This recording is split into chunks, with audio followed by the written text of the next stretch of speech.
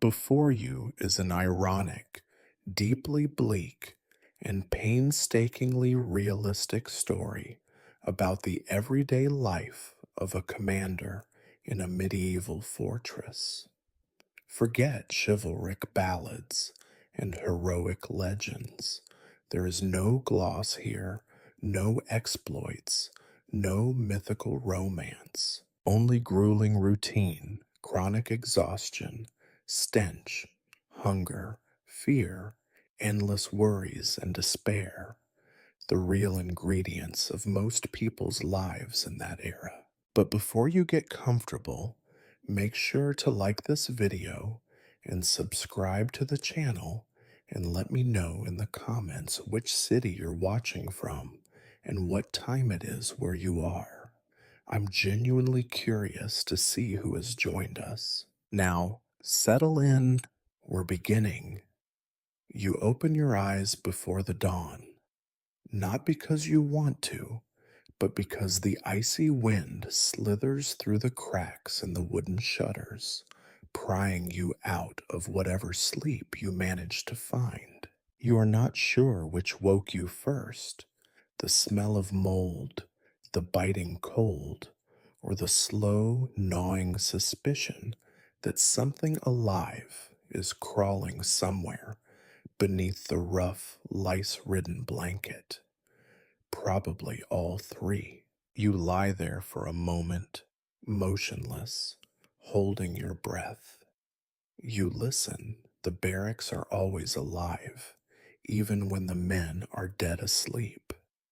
You hear the soft, wet scratching in the dark corner near your boots. The rats again. The same ones that chewed a hole through your right shoe last week.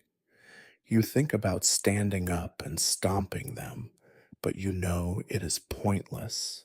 There are always more. The rats, like poverty and regret, multiply in the shadows, immune to punishment or prayers. The straw mattress beneath you is older than most of your men.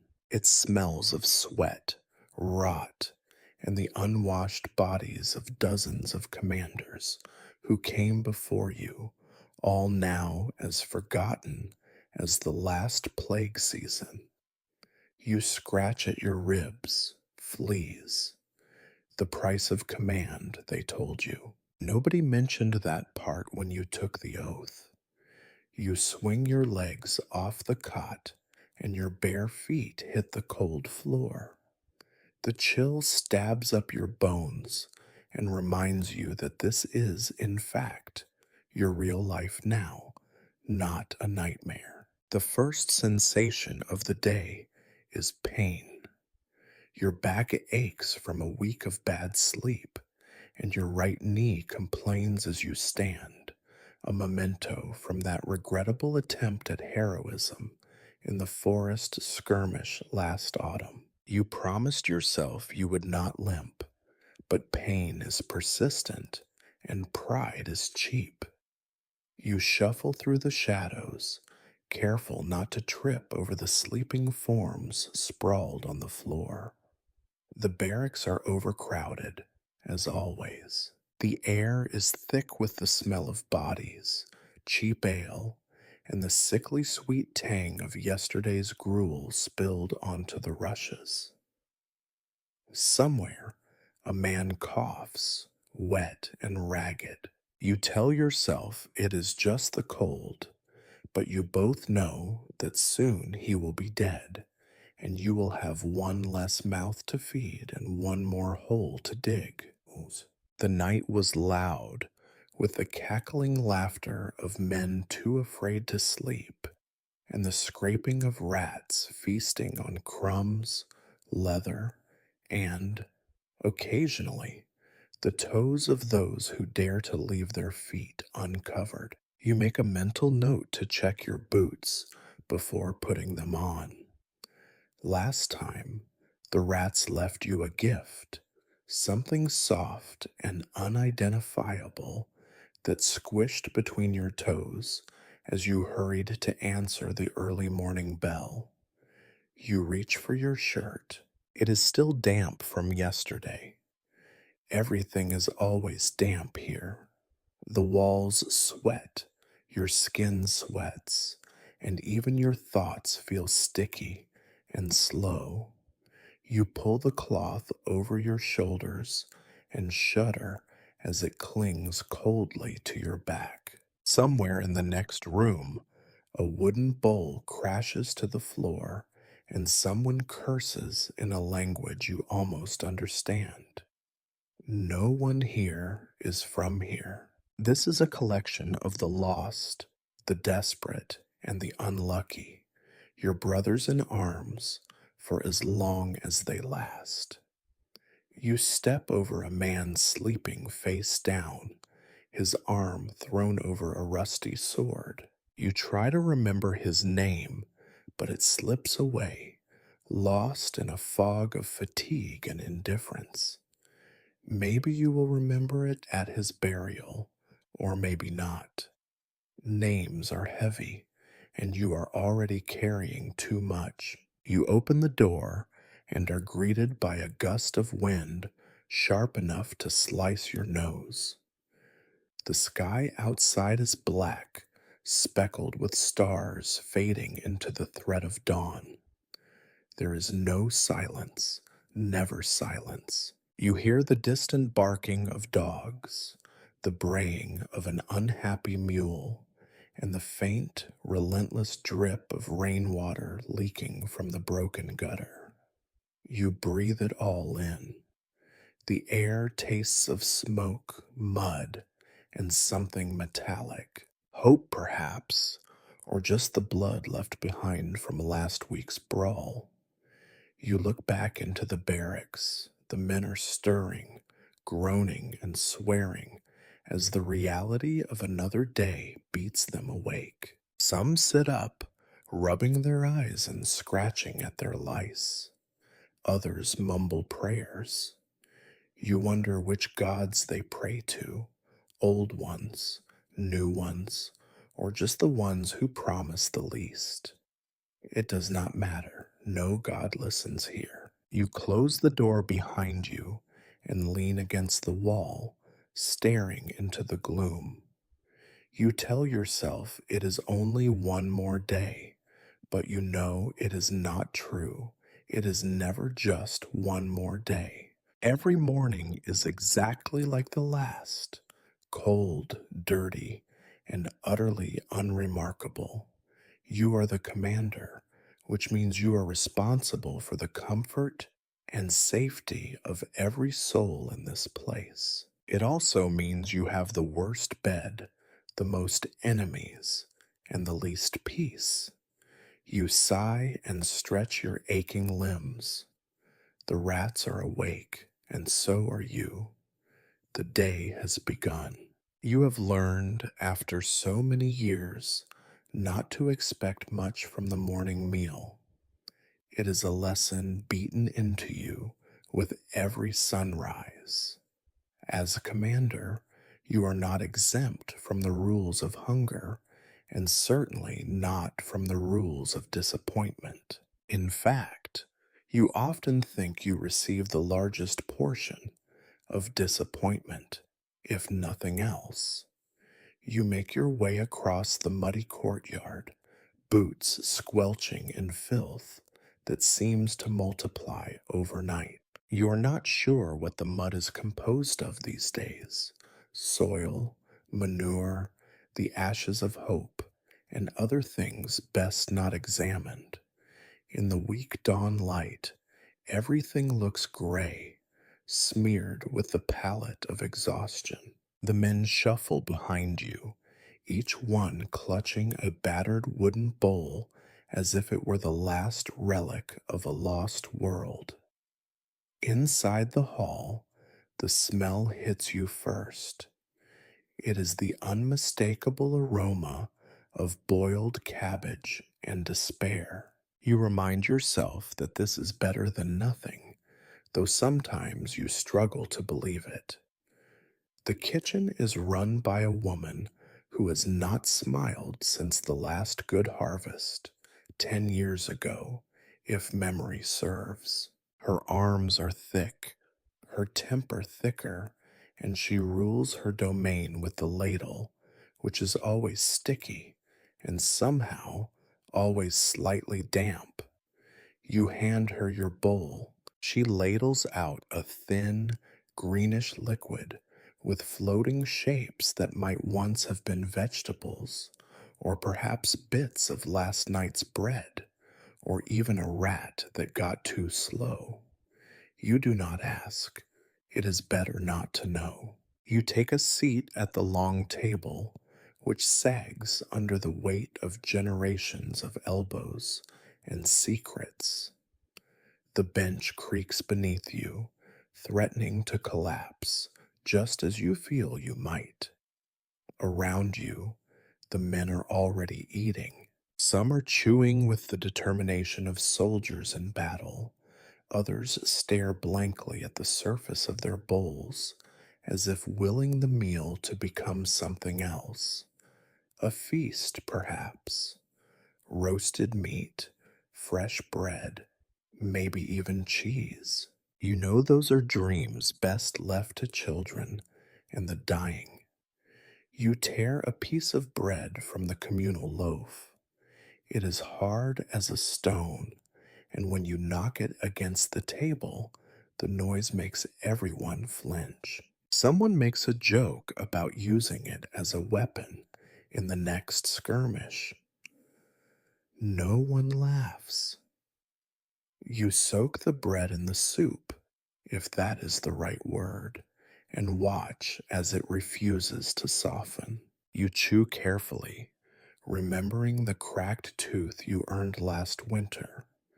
The local healer took it out with pliers still bloody from the last patient, and you paid in pain and silver both. Occasionally, someone finds a surprise in the soup, a stone, a twig, something with a shell.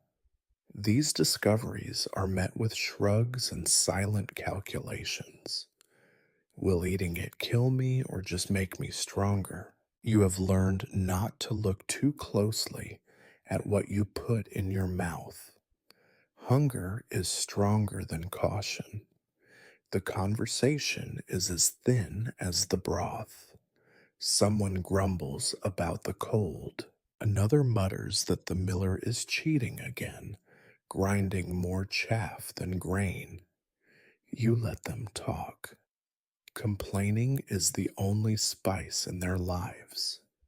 You listen in silence, weighing their words. Sometimes a small grievance today becomes a fight tomorrow, and sometimes a fight becomes a burial.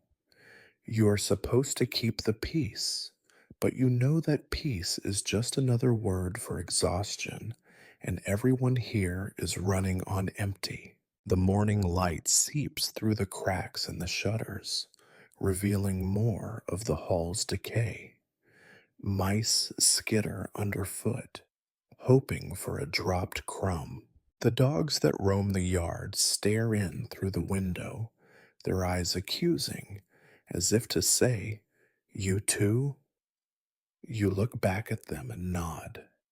Yes, you too. There are rules for the morning meal. No one eats before the commander. No one takes more than their share. No one asks for seconds. These rules exist not out of respect, but out of necessity. The last time someone broke the rules, it ended with a broken bowl and a broken jaw. You still remember the sound. Some mornings, you remember it more clearly than your own name. You finish your soup and wipe the bowl with your sleeve. You stare into the empty wood, searching for meaning. There is none. This is what life is now: getting up, eating, surviving another day. Once, years ago, you had other dreams. Now you dream only of sleep and perhaps of better bread.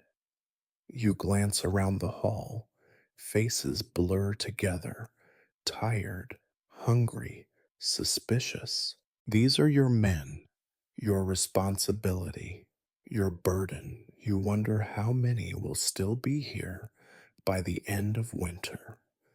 Hunger kills as surely as any sword, but slower and with less mercy. When everyone has eaten, you stand. It is time to move on. There is work to be done, always. Your stomach is neither full nor empty, just as your heart is neither hopeful nor broken. You are suspended, like everyone here, in the gray space between want and despair. The morning meal is over. You put down your bowl and head for the door. The disappointment lingers, like the taste of the soup, long after you have left the hall. You leave the hall with the vague taste of cabbage still coating your tongue. As always, it is time for the morning inspection, an activity less about actual improvement and more about witnessing firsthand the slow, relentless decline of everything under your care. As commander, you are expected to walk the grounds each day, not because anyone believes it will help, but because that is what commanders have always done, and tradition is the only thing holding this place together. The courtyard greets you with a slap of cold wind and the sight of mud in every direction. You can never quite recall if it was always this muddy, or if the earth itself has given up trying to be solid under the weight of centuries of boots and broken dreams. Your men, half awake and wholly uninterested, shuffle about their chores with the enthusiasm of condemned men sweeping their own gallows. You begin with the stables. The smell hits you first, a potent blend of manure, wet straw, and something worse lurking beneath. The horses, thin and jittery, eye you with the same mixture of suspicion and hope that the men do. You run a hand along the flank of the old war horse you were promised would inspire awe in your enemies. These days, it barely inspires enough energy to eat. Flies cluster in the corners, and you note with mild horror that one of the stable boys is asleep in the hay, mouth open, dreaming of a better life, or simply no life at all. You let him sleep. It is not as if more effort would improve the smell. Outside, the cattle are gathered near the fence, shivering in the weak sun. They look at you, chewing thoughtfully, as if considering whether today is the day they will finally drop dead from hunger or disease. You count them again, because losing another animal would be yet another mark against your already stained record. The oldest cow, her ribs visible through patchy fur, licks at the remnants of frozen mud. You remember a time when you might have pitied her. Now, you just make a note to check if she is still alive tomorrow. The chickens are next, if you can call them that. A handful of bedraggled birds scratch at the ground, searching for grains that never come. You recall stories of noblemen whose kitchens overflowed with eggs and fresh meat. Here, every egg is a small miracle, and in every chicken, a living accusation. The coop door hangs off its hinges, a silent testament to the last storm that ripped through, scattering feathers and hope alike.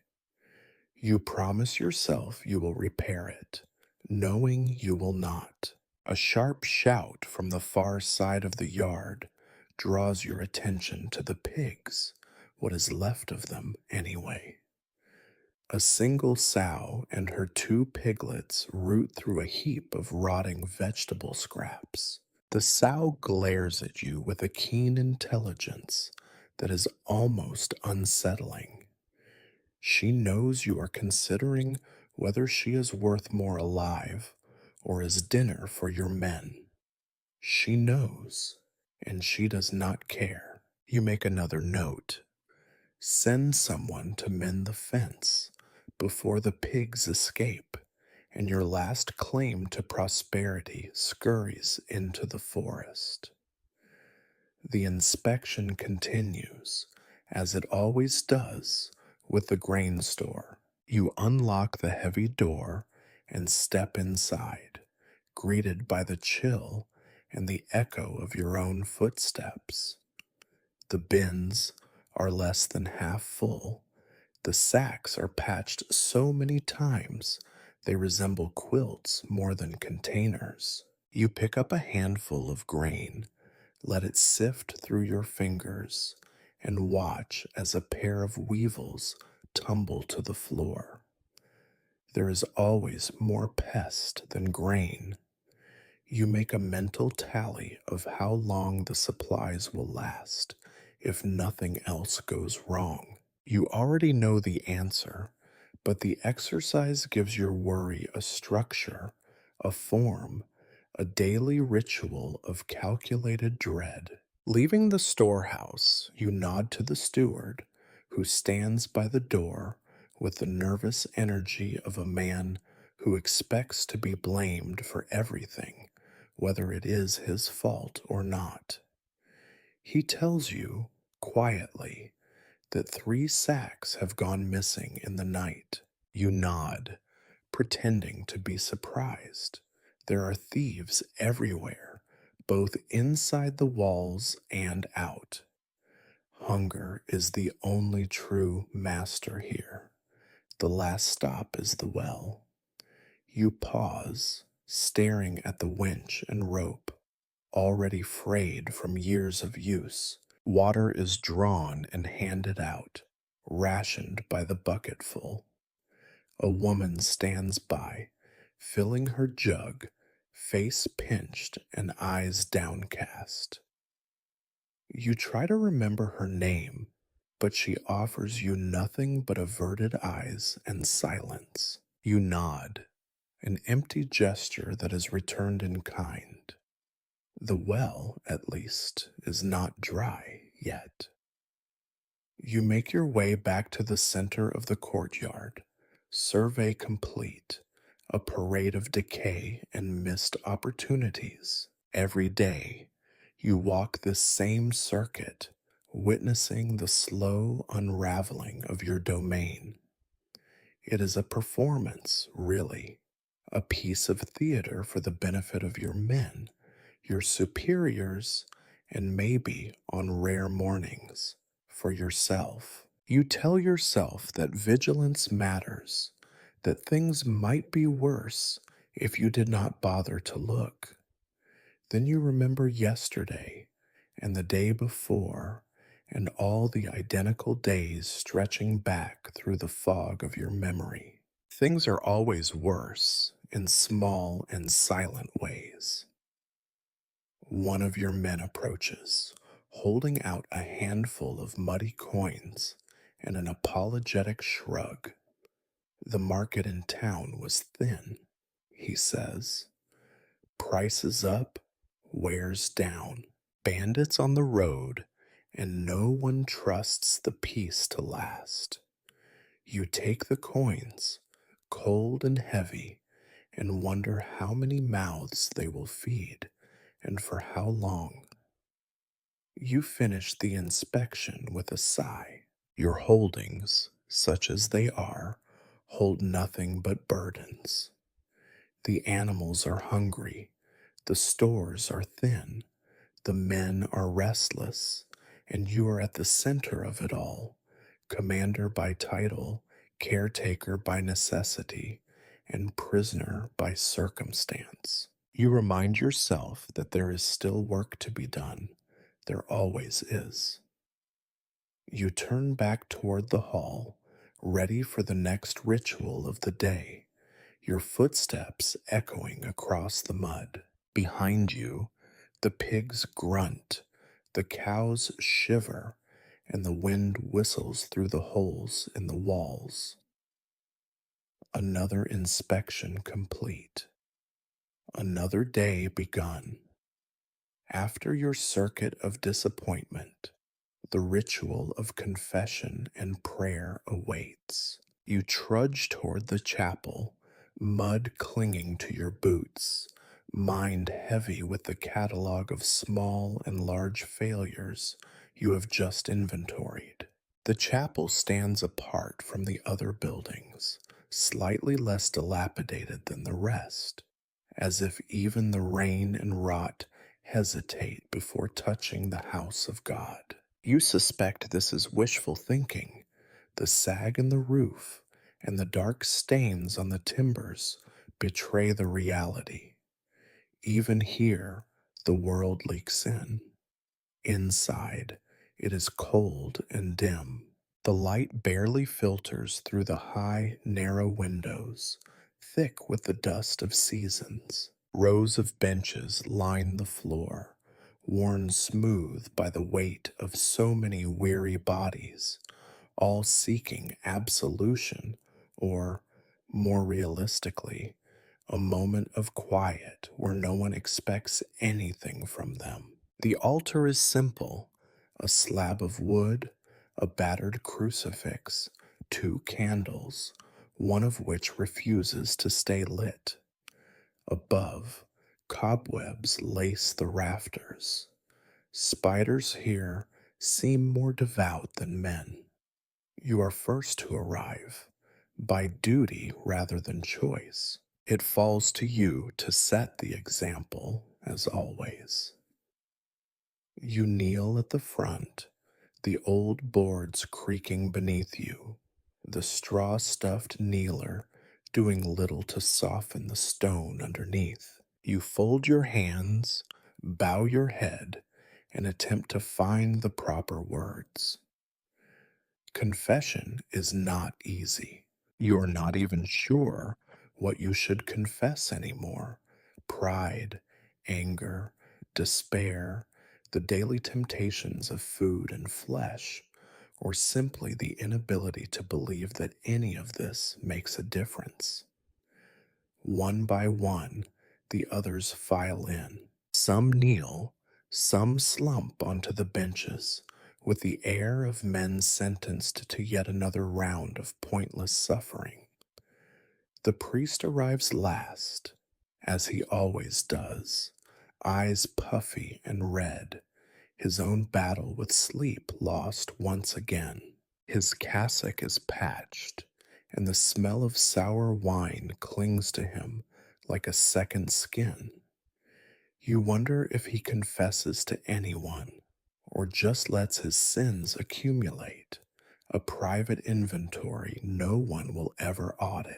He begins the service with the same litany of Latin phrases, muttered so quietly that you suspect even the saints have stopped listening.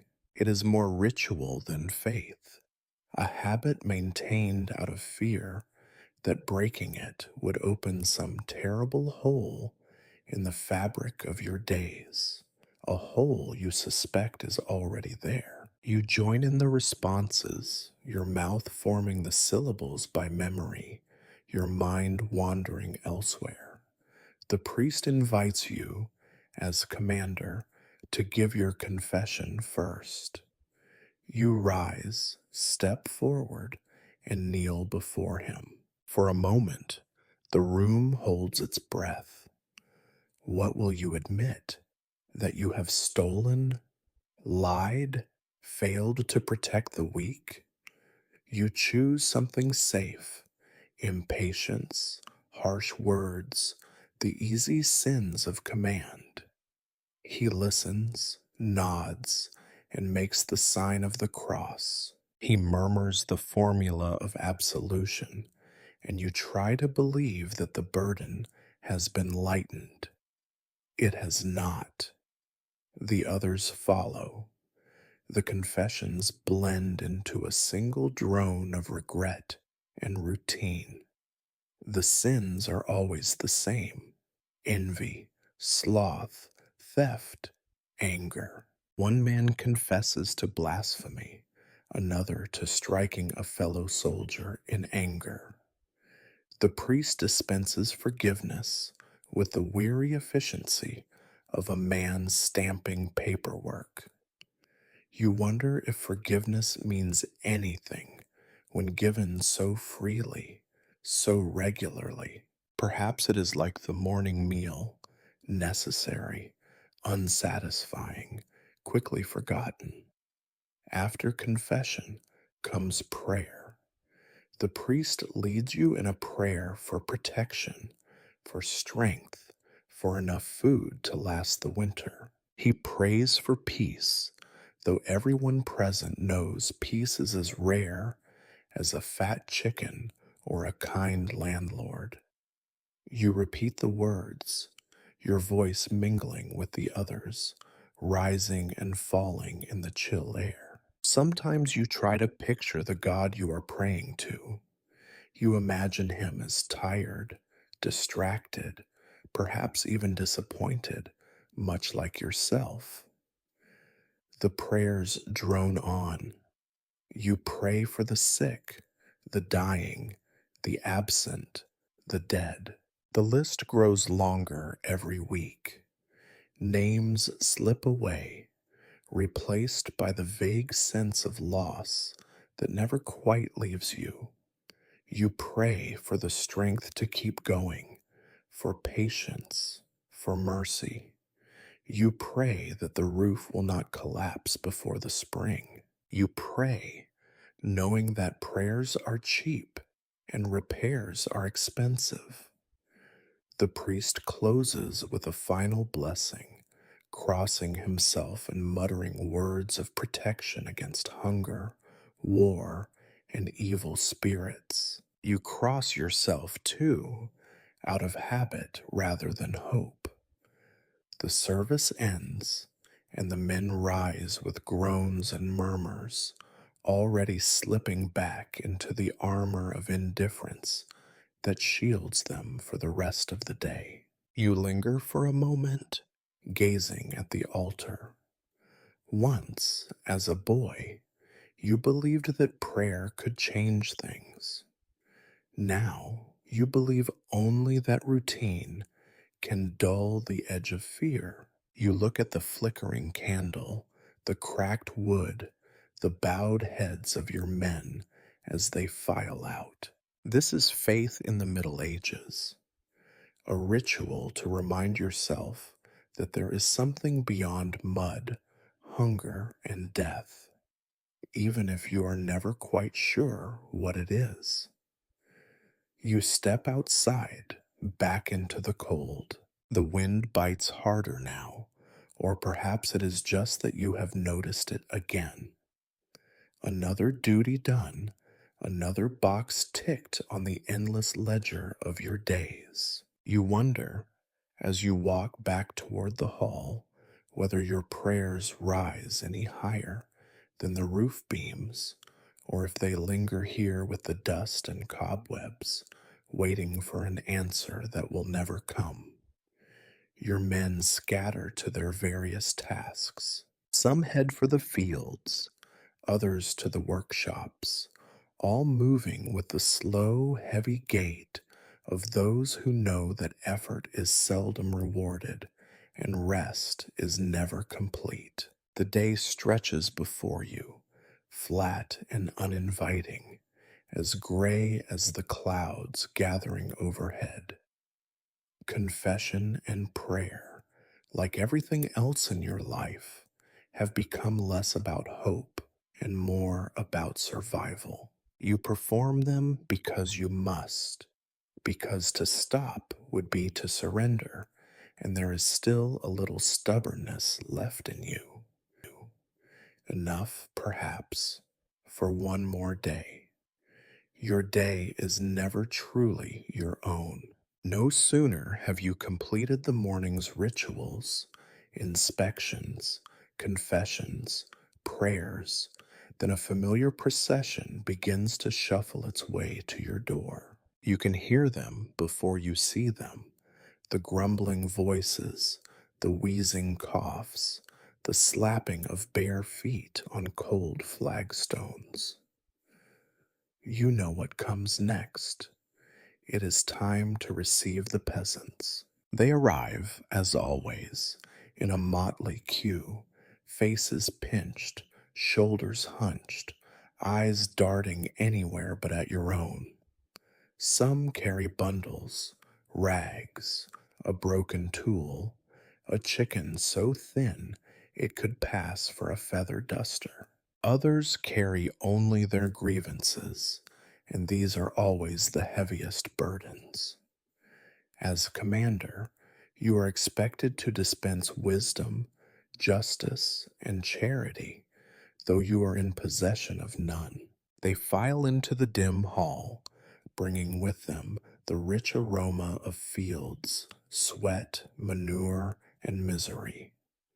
There are rules for this gathering, though no one recalls who made them. The oldest go first, or the loudest, or simply whoever is bold enough to elbow their way to the front. You sit at a table that once gleamed with polish and pride, now scarred and sticky with years of supplication and disappointment. The first to approach is old Marta. She moves with the measured slowness of one who knows that nothing good ever comes quickly. Her complaint, as it has been for 3 winters, is about her neighbor's goats. Filthy, thieving creatures, she insists, that leap the fence and eat her cabbages. You listen, nodding gravely. You assure her you will speak to her neighbor, though you know full well that both goats and cabbages will be gone before you have a chance. Next is Piotr, his hat clutched in his hands like a shield. He wants compensation for a lost sheep, swears that bandits must be roaming the woods again. You make a show of taking notes, though your ink pot is dry and your mind drifts. If you had a coin for every lost animal claimed by the peasants, you would have enough to buy a loaf of bread on a good day. A woman approaches, her eyes red from crying. Her child is sick, racked with fever. She begs for medicine or even a prayer. You promise both, and for once you mean it, though the medicine is a few wilted herbs and the prayers have not worked in years. She thanks you anyway. Despair makes even the smallest kindness shine. There is always someone who wants more grain, more land, more time to pay their debts. There is always someone who claims the miller cheats on the weights, or that the baker uses sawdust in the bread. You listen to tales of stolen tools, cursed fields, and inexplicably dead livestock. Every problem is urgent. Every story is true, at least in the telling. Sometimes the complaints become threats, cloaked in the language of desperation. A young man stands before you, fists clenched, voice shaking. If something is not done about the taxes, he says, there will be trouble. You stare him down, reminding him gently but firmly that trouble is the only thing you have in abundance, and it never solves anything. He backs away, muttering. You note his face for later, in case he forgets the lesson. A steady parade of misfortune and grievance fills your morning. You dole out promises you know you cannot keep. You settle disputes with words you do not believe. Sometimes, just sometimes, your judgment works, an offense is mended, or a quarrel fades. But mostly, your words are swept away by the tide of need. As the line dwindles, you begin to see the same faces a second time, circling back to try their luck again. You are forced to turn some away, your patience worn thin, your head aching with the chorus of complaint. In the corner, two men argue over a bucket, voices rising until you threaten them with a night in the stocks. They slink away, grumbling, as if injustice were a prize they hope to win. By midday, the hall is empty again, save for the lingering scent of sweat and disappointment. You sit in silence, staring at the deep grooves your fingers have carved into the edge of the table. You think of your own complaints, none of which can be aired, for you are commander, the one who must listen but never speak. Outside, the peasants scatter back to their lives, such as they are. They will be back tomorrow or next week, bearing new grievances and the same old hunger. You envy them in a way. Their suffering is simple, honest, uncluttered by the responsibilities that weigh on you like a second set of chains. You stand, stretching the stiffness from your shoulders. The day's complaints echo in your ears, mingling with the wind outside. You wonder if you have done any good at all, or if you are merely another obstacle for your people to endure. No answer comes. There is no justice here, only survival and the small, bitter comfort of having outlasted another day. You would think that by now you would be numb to disappointment. And yet, every time you approach the food stores, you feel a faint, perverse hope. Perhaps today things will not be quite so dire. This hope is always punished. The storeroom, like everything else in your world, is a monument to the tyranny of small expectations and the reliable persistence of rot. The door to the cellar groans in protest as you force it open. The hinges are rusty, the wood swollen and splintered by years of damp. A musty, sour draft billows up to greet you, and for a moment you hesitate, wondering if some new horror awaits within. You step down, lantern in hand, watching your breath fog in the cold air. The walls ooze with moisture. The floor is uneven stone, slick in patches, where brine and mold have conspired to make every visit an ordeal. The shelves line the walls, if you can still call them shelves. They bow under the weight of sacks and barrels, warped from years of overuse and neglect. You count them, as you do every morning, though you already know the tally by heart. Numbers etched into your memory like a series of grim prayers. So many sacks of grain, so many barrels of ale, so many jars of pickled things that no one dares identify. At the far end, baskets of apples, shriveled and spotted, their sweet days a distant memory. You begin your inspection, fingers numb with cold, as you untie the sacks and sift through their contents. The grain is a sad mix of hope and disappointment. A few handfuls of rye and barley, bulked out with more chaff than seed. You find evidence of mice, Scattered droppings, small gnawed holes, a single flattened corpse. You make a note to set more traps, though you know it is pointless. For every mouse you kill, three more appear, like guilt or regret. Next, the barrels. The ale is sourer than usual, a fact confirmed by a quick sniff that nearly brings tears to your eyes. You mentally calculate how many days before it turns entirely to vinegar.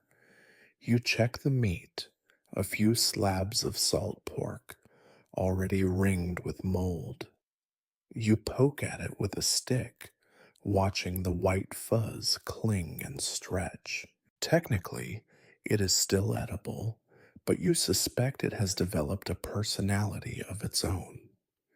In the corner, the root vegetables lie in uneasy heaps: potatoes, turnips, and onions, each bearing scars of battle with frost and fungus. You pick up an onion only for its skin to slough away in your hand, leaving behind a sticky mess. You drop it back with a sigh. You try not to imagine what the kitchen will serve tomorrow. You try not to remember what it tasted like the last time the potatoes went black inside. The apples are a lost cause. A few are edible if you ignore the bruises and wormholes. Most are soft and leaking. The sight reminds you, unpleasantly, of wounds gone untended. The pickled jars, stacked and dusty, are filled with relics from summers past: cucumbers gone gray, carrots suspended in brine, oddities that look less like food and more like failed experiments. You find a bag of flour that is moving. Weevils. You tie it up again and place it carefully at the bottom of the stack, a small act of denial. Perhaps tomorrow it will miraculously fix itself. You know it will not, but you cherish the illusion for another day. You mark your findings in the ledger, its pages stained and curling. The numbers are simple and damning. Not enough here, far too little there. Hope leaking out with every tally. You bun, as always, that the stores will not last the winter if consumption continues at its current pace. You have written these words so often they might as well be engraved on your bones. Your steward hovers nearby, eyes flickering nervously from sack to sack. He asks if you want the bad apples sorted out, the spoiled grain burned, the mold scraped from the meat. You nod, knowing that these small rituals do little to halt the slow march of hunger.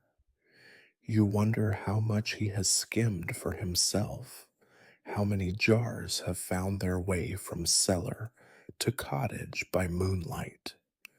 You wonder, but you do not ask. Some truths are too expensive. You leave the cellar, wiping your hands on your tunic, which now smells even worse than before. The cold daylight feels sharp after the gloom. You blink and look up at the sky, searching for a sign, sunshine maybe, or at least no rain. The clouds do not answer.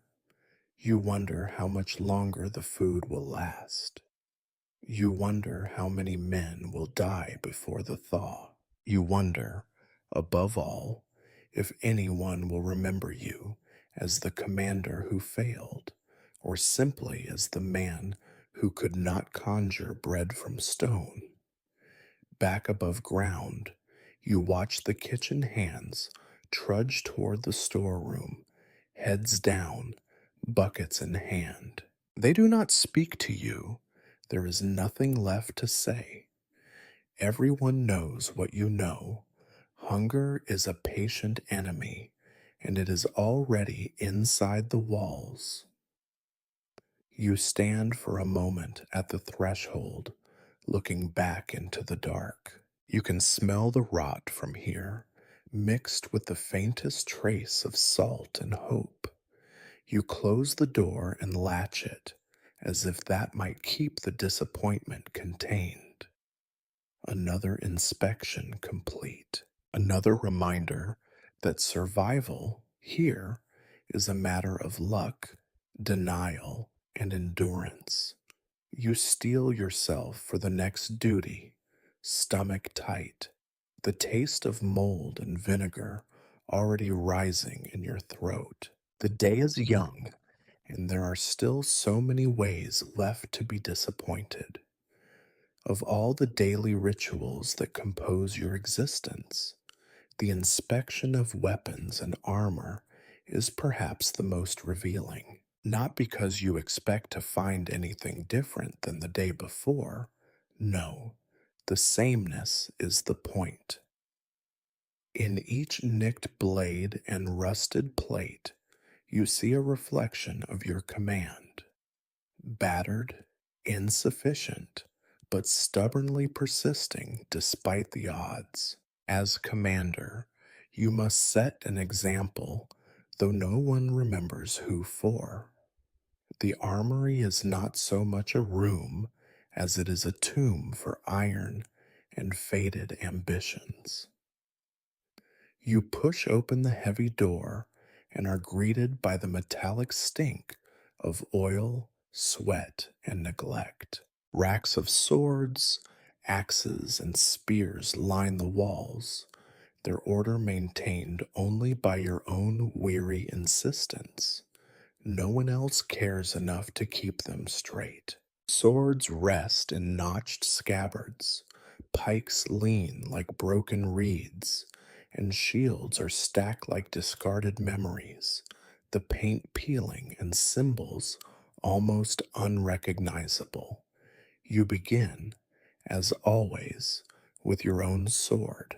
Once it gleamed, a thing of craftsmanship and pride, bestowed upon you with much ceremony and a promise that you would never know defeat while it was in your hand. Now, defeat is etched into the very metal.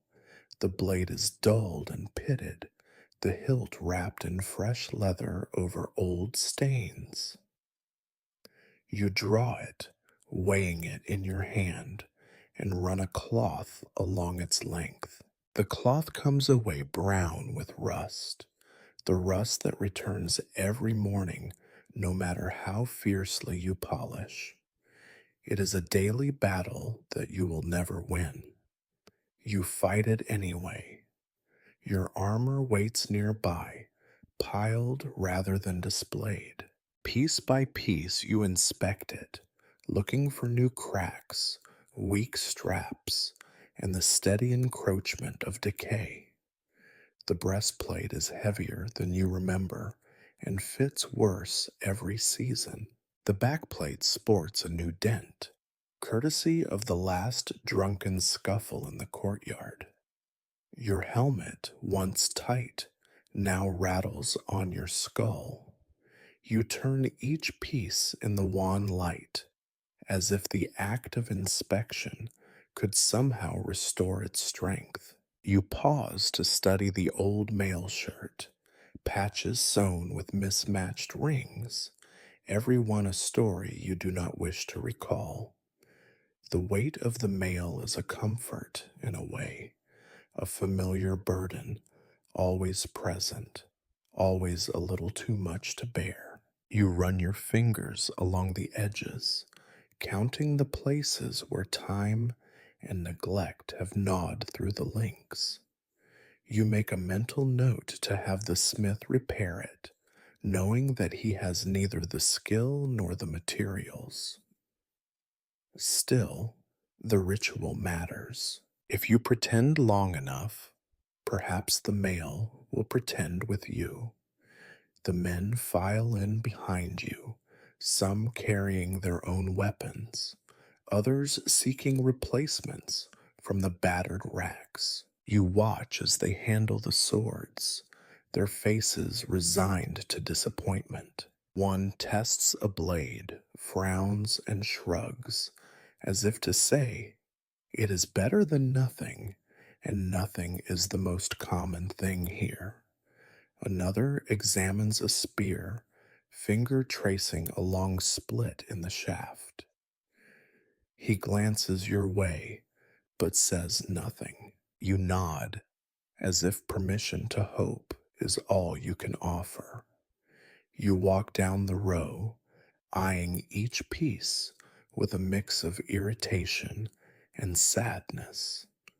The axes are chipped, the arrowheads bent, and the leather straps on the shields are frayed. Each item carries the scars of battles real and imagined, most from training accidents, a few from drunken brawls, and a precious handful from the rare occasions when the enemy was a face rather than a rumor. You pause at the tool bench, a collection of whetstones, files, and rags that might once have been white.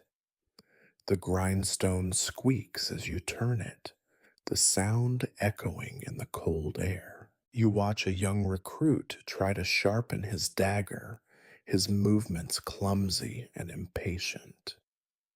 You stop him, take the blade, and show him, slowly, deliberately, how to coax an edge from the battered metal. He nods, grateful for the attention, even though you both know it will be blunt again by morning.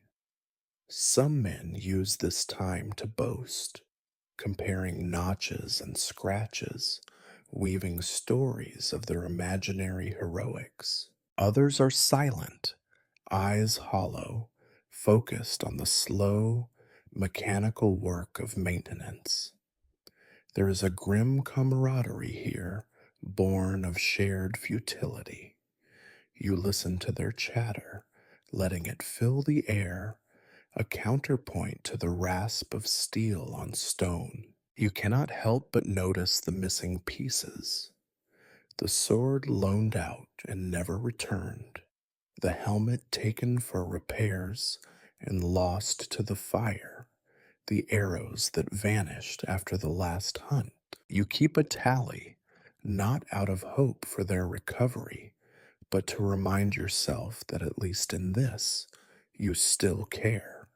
Inventory is the last defense against chaos. The armorer, a man older than the oldest shield, shuffles over to you with a bucket of oil and a scowl. He mutters about needing new rivets, new leather, new everything. You nod and promise to see what you can do, though both of you know there is nothing to be done. The supply cart comes less and less often, each time lighter than before. You have learned to patch what you can and forget the rest. When the inspection is finished, you gather your things and look around the room. The weapons are no sharper, the armor no stronger, but you feel a small measure of relief, as if the act of tending to these old relics has kept something worse at bay. You tell yourself it is enough. It must be. As you leave, you catch your reflection in a dented shield, tired eyes gray at the temples, a face carved by years of disappointment and vigilance. You strap on your sword, adjust your battered breastplate, and step out into the cold, ready to meet whatever the day throws at you next. The men follow, each burdened with the weight of metal and memory. You watch them go, your thoughts as heavy as your mail.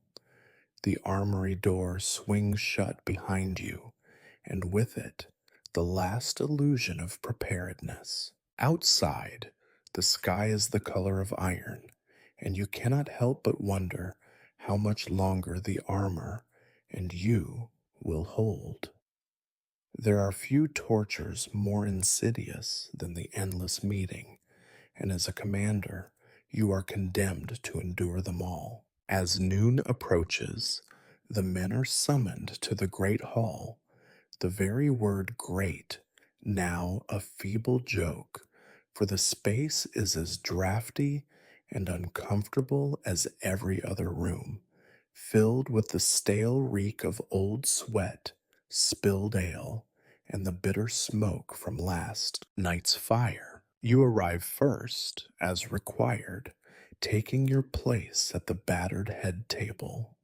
The hall is dim, lit only by whatever light leaks through grimy windows and the erratic glow from a few guttering torches. The shadows pool in the corners like secrets nobody bothers to hide. The benches fill slowly. First the knights, stiff backed and irritable, then the sergeants, with their habitual slouch and air of practiced indifference. Finally, the lay brothers, who try to be invisible but never quite succeed. No one wants to be here, you least of all. The meeting begins, as always, with ritual complaints. Sir Adalbert launches into a tirade about discipline, or rather, the lack of it. He laments the growing insolence among the younger men, the laziness of the kitchen staff, the careless way the guards change shifts. He demands punishments, reforms, stricter rules. You listen, expression blank, and remind yourself that he has made the same speech every week since the beginning of winter. You do not bother taking notes.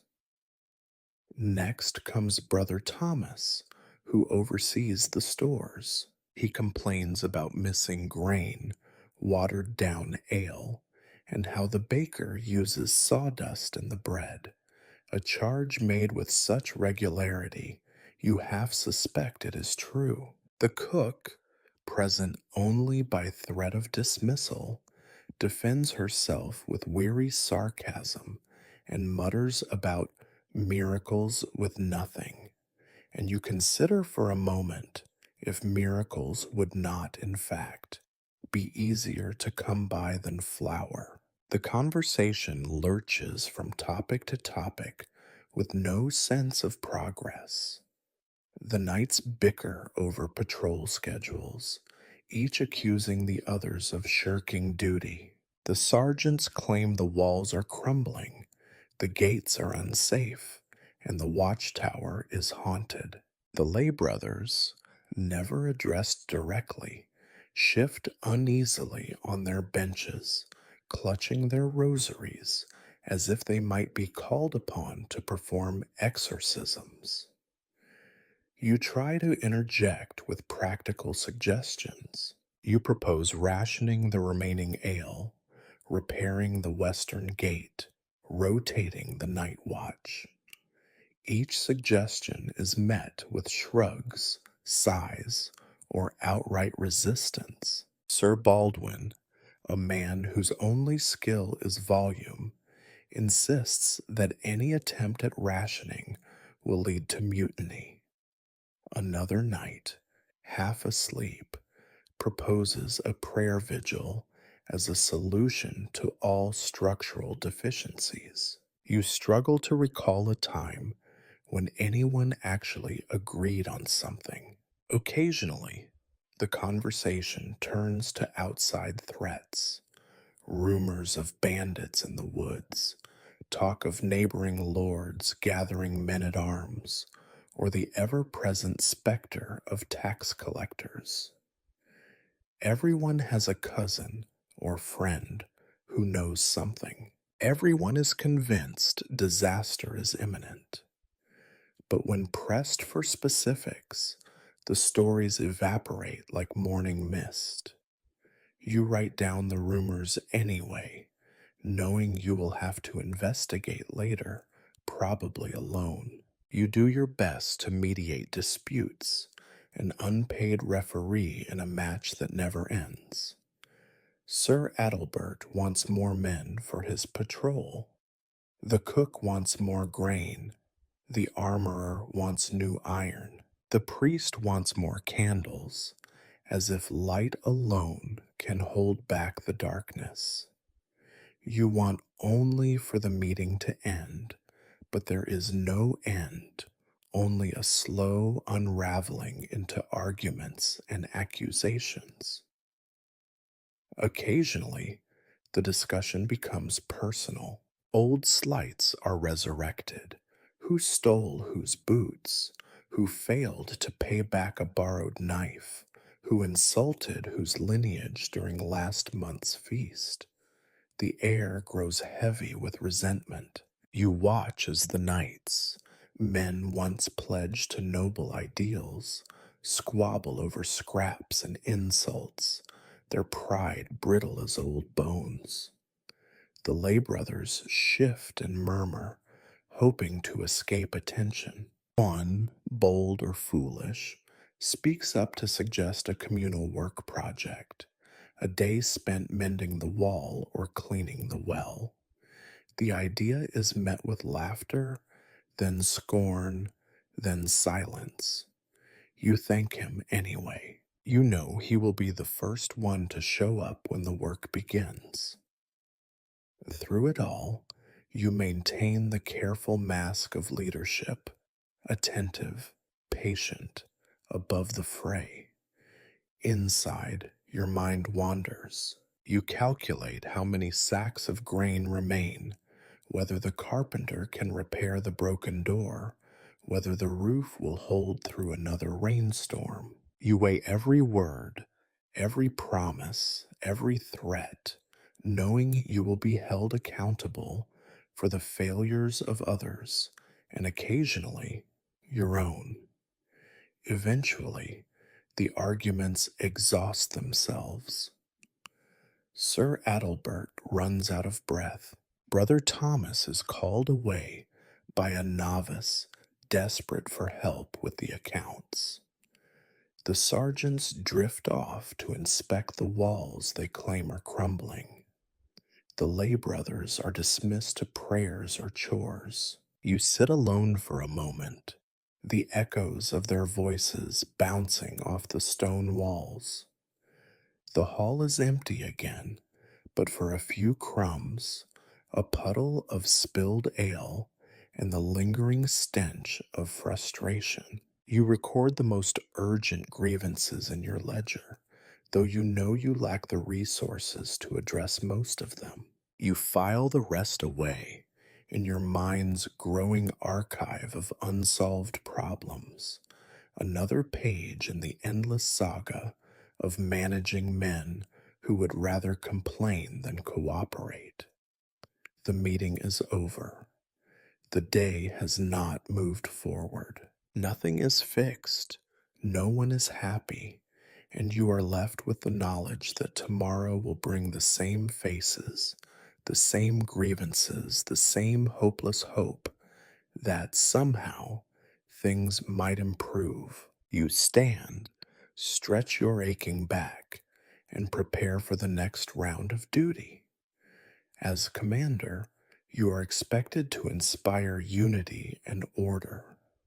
But unity is as scarce as fresh bread, and order is something you manufacture out of routine and stubbornness. The knights and brothers have scattered, but their voices remain, a relentless chorus reminding you that in this place peace is only a pause between quarrels. You take one last look at the empty hall, the flickering torchlight dancing on battered shields and scarred tables, then step outside into the afternoon cold.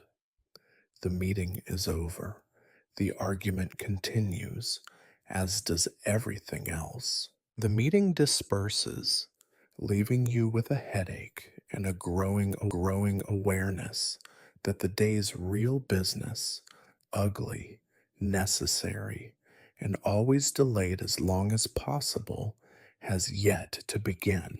For as a commander, you are also judge, jury, and at times unwilling executioner. Today, as on too many days, you are required to participate in the punishment of the guilty.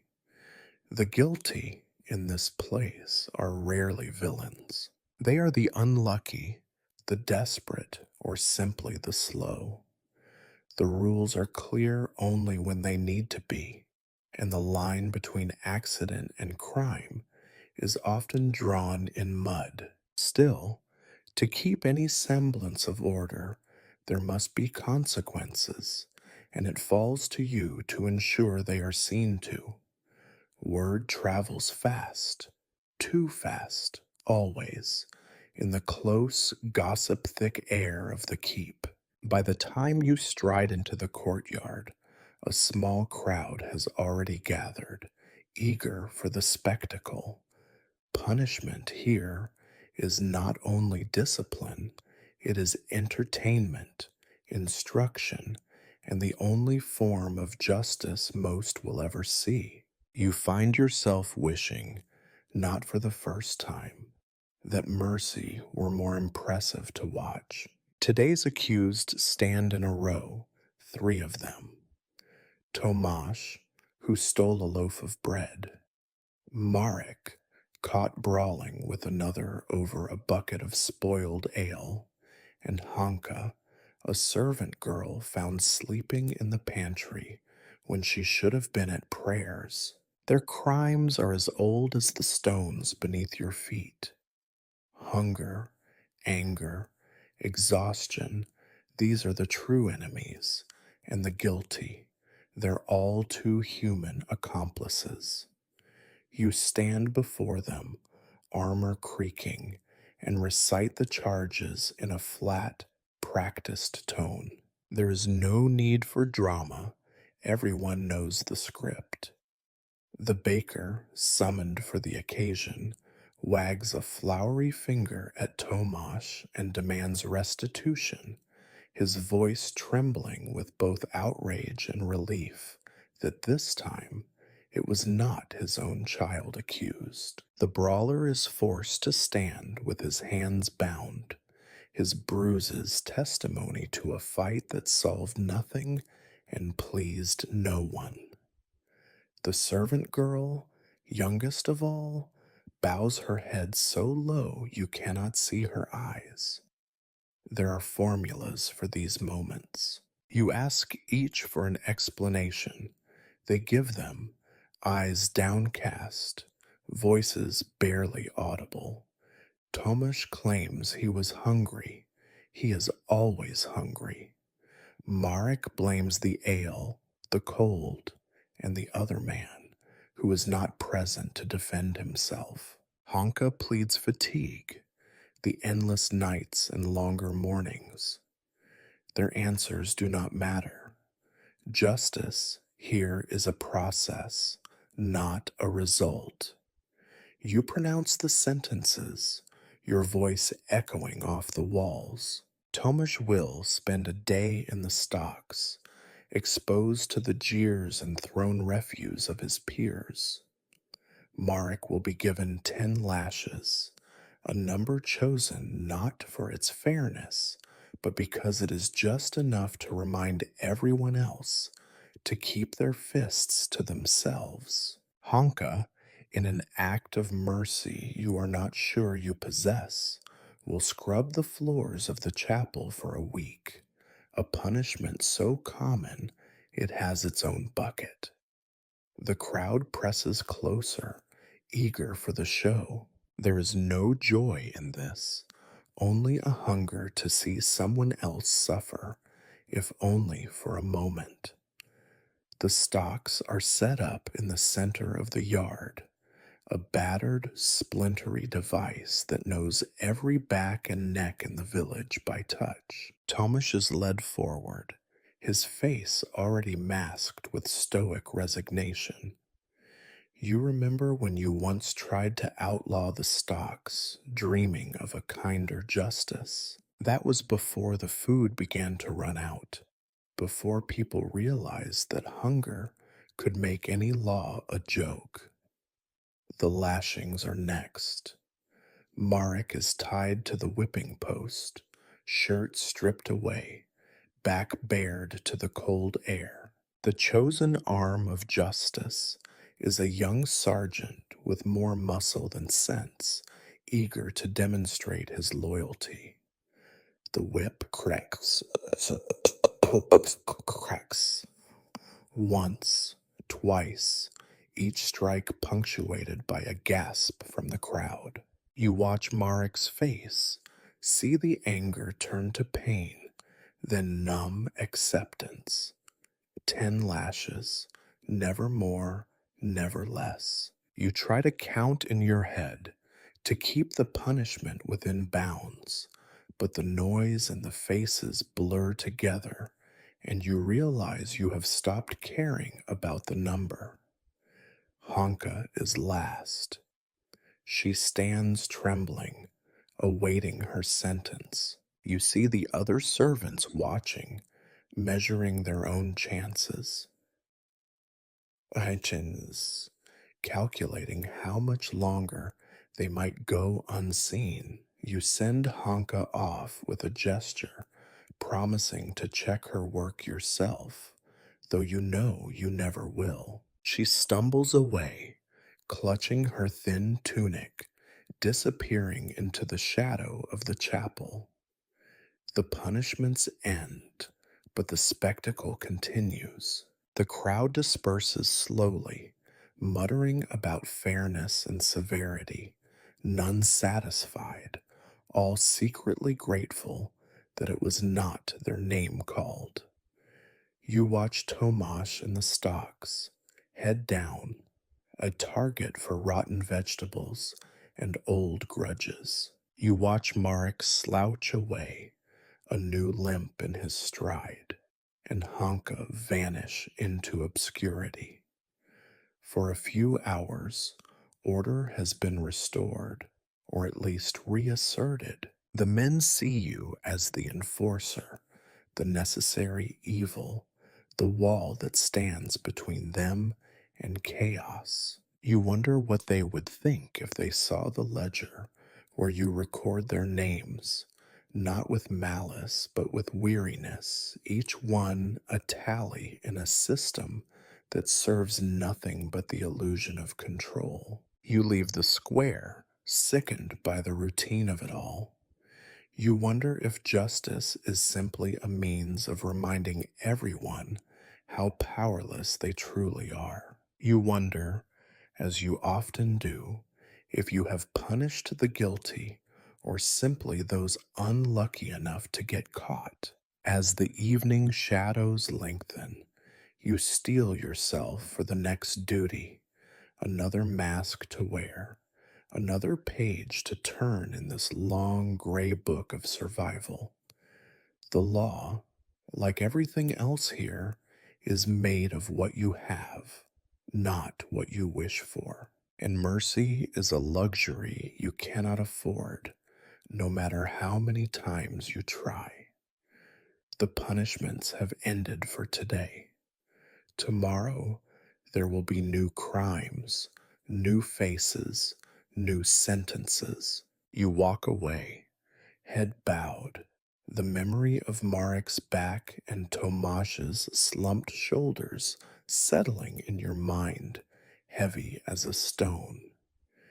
There is a particular kind of dread reserved for the inspection of the walls, for all the complaints and punishments, the thefts and disappointments. It is this circuit, walking the cold, crumbling perimeter of your so-called stronghold, that best reminds you just how precarious your existence truly is. As commander, you are the one expected to be vigilant, to see threats before they arrive, to spot disaster while it still has the decency to look like a crack in the stone and not a fire on the horizon. You begin your round at the main gate, a construction so venerable that it inspires more nostalgia than confidence.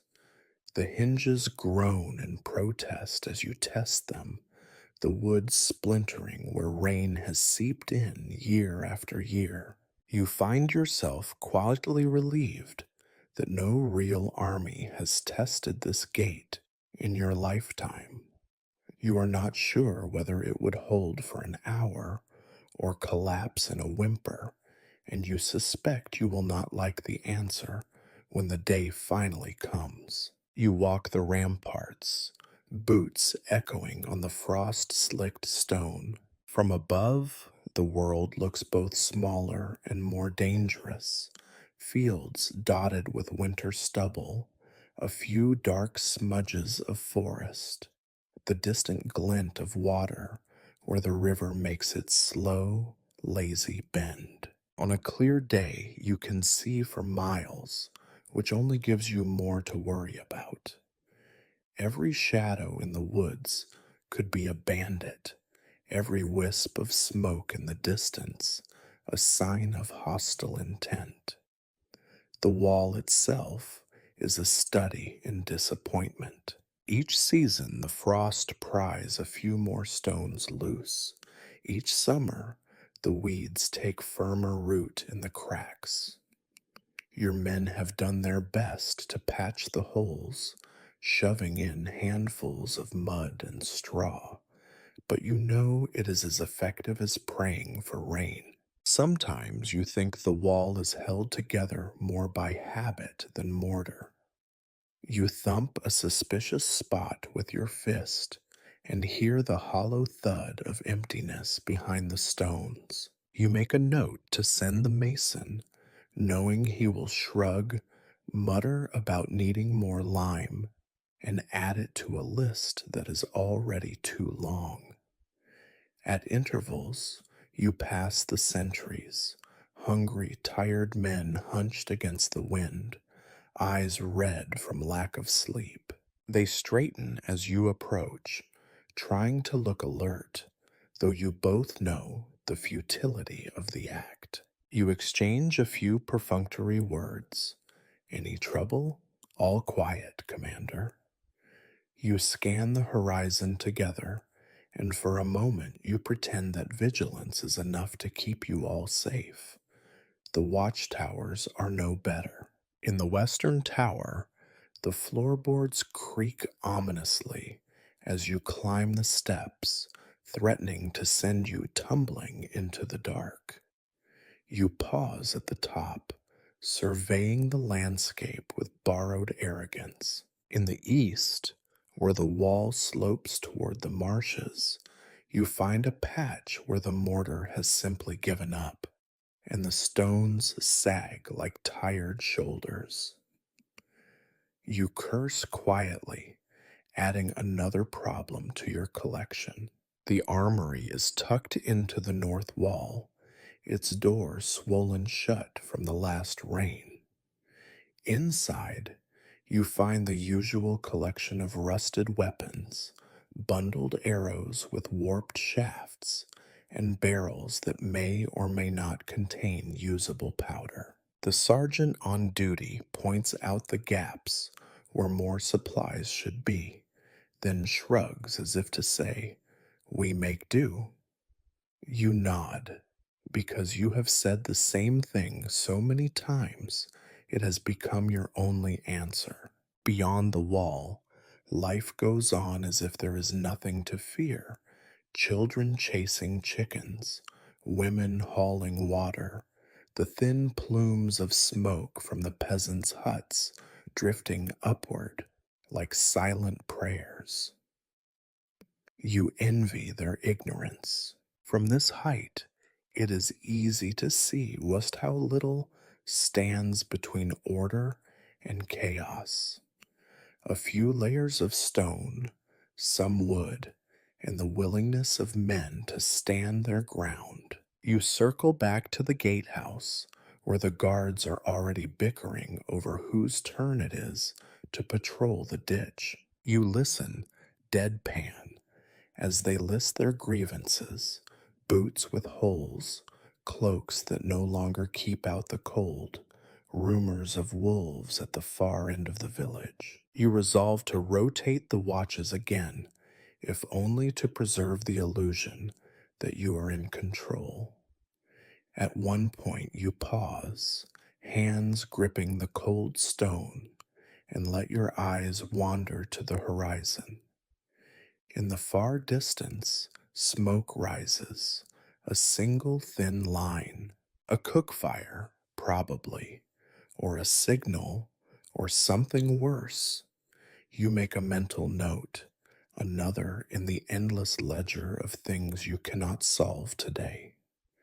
The inspection drags on, each step reminding you that no amount of vigilance will ever make the wall whole. There are simply too many gaps, too many winters, too few men. You could fill the cracks with all the promises and prayers ever uttered in this place, and still the wind would find its way in. Back in the courtyard, you jot down your findings on a scrap of parchment. Mortar loose on east wall, gate needs reinforcing, north tower leaks. The same notes as last week, and the week before, and likely next week too. The list is as endless as the seasons. You hand the notes to the mason, who glances at them with a tired resignation. He promises to do what he can, which you know is not much. Stone, like men, only holds together so long. As evening approaches, you take one last walk along the ramparts. The shadows grow long, the fields fading to blue and black. Somewhere out there, trouble waits.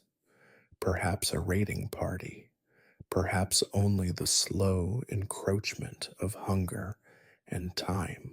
You lean against the wall and listen to the wind whistle through the gaps, carrying with it the secrets of 1,000 forgotten nights. You descend, cold to the bone, reminded that the true enemy is not on the other side of the wall, but inside, within the stones, the men, the relentless passage of days.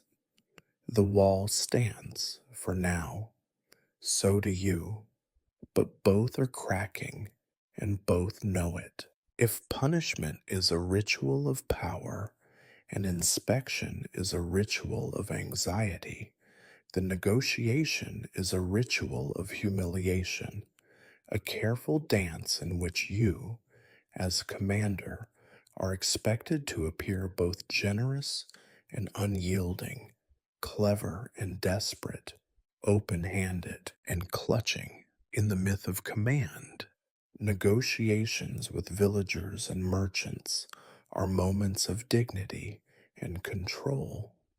In reality, they are little more than public exercises in frustration, posturing, and the slow barter of disappointment.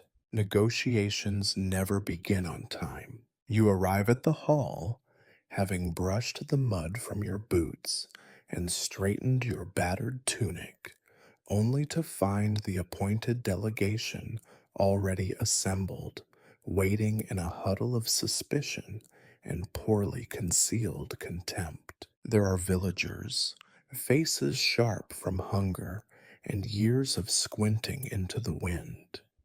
Merchants, weighing every movement as if it might be added to your bill, and, occasionally, a local craftsman whose hands are black with soot or clay. They bow or nod or do nothing at all, depending on their mood. You take your seat at the table and try to project confidence, though your stomach knots in anticipation.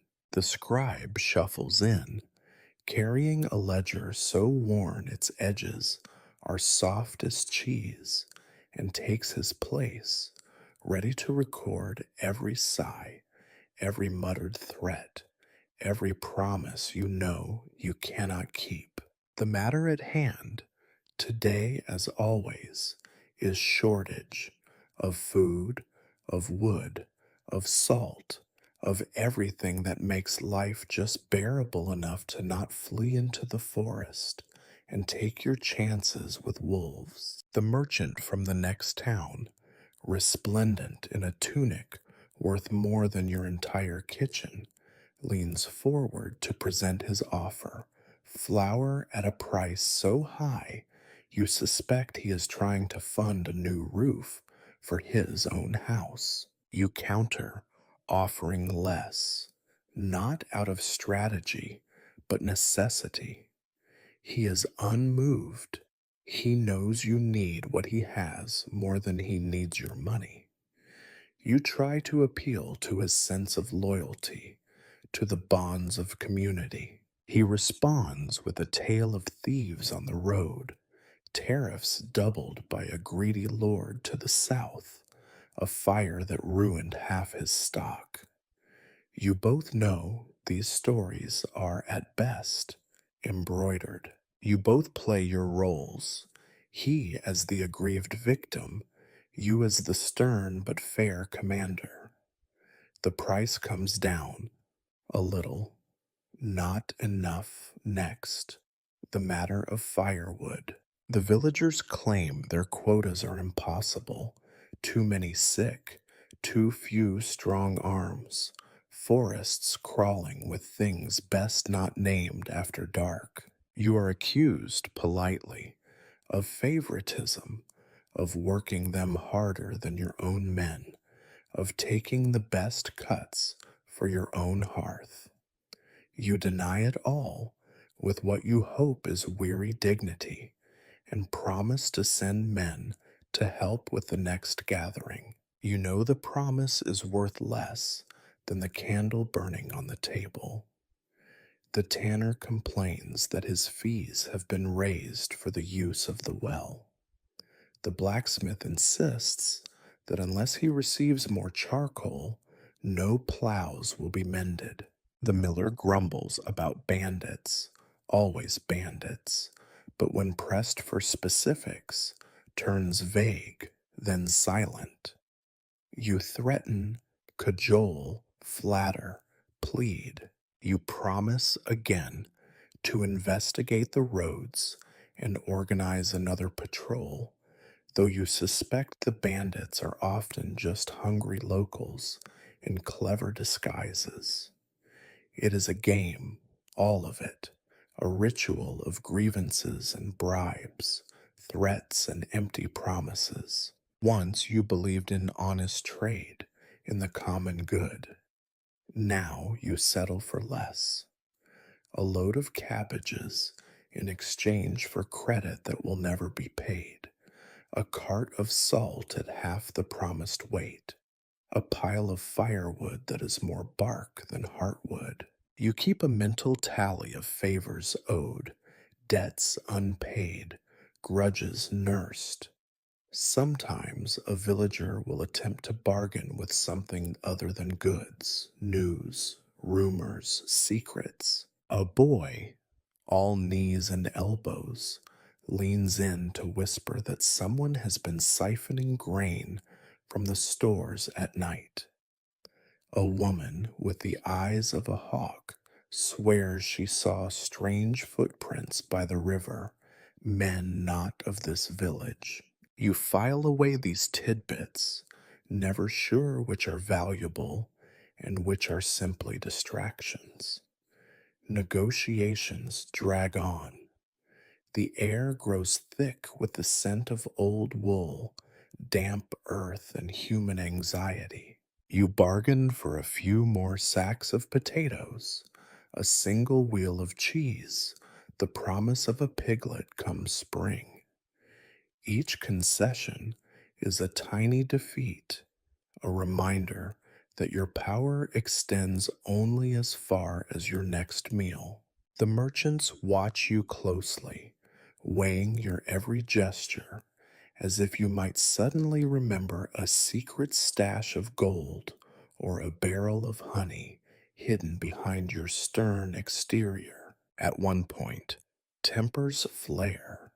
A villager accuses the merchant of shorting the scales. The merchant calls the villager a liar, and you are forced to intervene, raising your voice for the first time all day. The room falls silent, all eyes on you, as if you alone might conjure fairness from thin air. You mutter a few sharp words, threaten to bar them both from trade if peace is not restored. The argument dies, but the resentment lingers, a slow, silent rot. As the session winds down, you make the rounds of polite farewells, shake hands rough and soft, accept promises that mean nothing, and thanks that mean less. The scribe tallies the new agreements in his ledger, his pen scratching like a rat in the walls. You dismiss the villagers and merchants, watching them trickle out, already scheming for the next encounter. You sit for a moment in the empty hall, listening to the wind whistle through the cracks in the shutters. You run your hand over the battered surface of the negotiation table and wonder how many deals, how many lies have been traded on this wood. You wonder how much longer you can keep the system spinning, how many more meals you can scrounge from thin air, how many times you can pay for goods with promises. Negotiation is survival in slow motion. You stand, roll your shoulders, and prepare to face the next problem. Your coffers no fuller, your burdens no lighter, your patience only slightly more frayed. Outside, the villagers disperse into the gloom. The merchants lead their battered carts back down the rutted road, and you remain, the commander of nothing, the chief bargainer for less than enough. The day presses on. You make your notes, call for a weak cup of ale, and watch the sunlight fade. Tomorrow, you will do it all again, and the bargains will be just as hollow and just as necessary. If hope is the first thing to rot in a castle, dignity is usually the second, and nowhere do you see this more clearly than in the dungeon. The evening inspection is a ritual few envy, one that you, as commander, cannot avoid no matter how much you wish to delegate it. There is a sort of symmetry to this descent. As the sun slips below the horizon and the world outside grows dim, you move downward into the earth, into the darkness that waits below every promise of safety. The dungeon is not deep by the standards of great cities. Here, dungeon is simply a word for a cold, cramped hole below the kitchen, fashioned from stone rougher than most roads, and just as damp. You descend the narrow steps, each one slick with mold and centuries of spilled secrets. The air grows colder and fouler as you go, thick with a scent that is equal parts mildew, despair, and things best left unnamed. You force yourself not to breathe too deeply. The jailer waits for you, lantern in hand, his face a permanent scowl carved by bad food and worse company.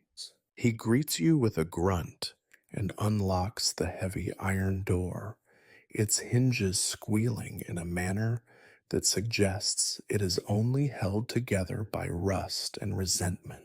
Inside, the gloom is complete, pierced only by the wavering flame and the thin, hopeless moans of the prisoners. Your inspection is both practical and ceremonial. You must account for every body, living or otherwise, ensure no one has escaped, and confirm that the miserable system of punishment and deterrence is, for another day, still intact. You walk past the cells, their bars greasy with filth, peering into the shadows at faces both familiar and forgotten. Some prisoners rise at your approach, hands clutching the bars, eyes wide with hunger and pleading. Others shrink back, as if hoping to disappear into the stones. You check the ledger the jailer keeps, though calling it a ledger is generous. It is more of a tally scratched into whatever surface comes to hand. A fragment of wood, a piece of broken slate, the back of an old bowl. Today there are 7 prisoners, 3 thieves, 1 murderer, 2 drunks, and a man accused of witchcraft. You read their names aloud, listening for a response. Most answer, voices cracked and hopeless. One does not. You gesture to the jailer, who pokes the dark shape in the corner with his stick. It groans. Still alive? You nod, and the count continues. You ask, out of duty, if anyone has complaints. They do, of course. The bread is moldy, the water brackish, the straw infested with vermin. You hear them all, knowing nothing will change. Occasionally, someone begs for mercy, a quick trial, a message to a family, an extra scrap of food. You promise to see what can be done, the same lie handed down from commander to commander, like a battered shield.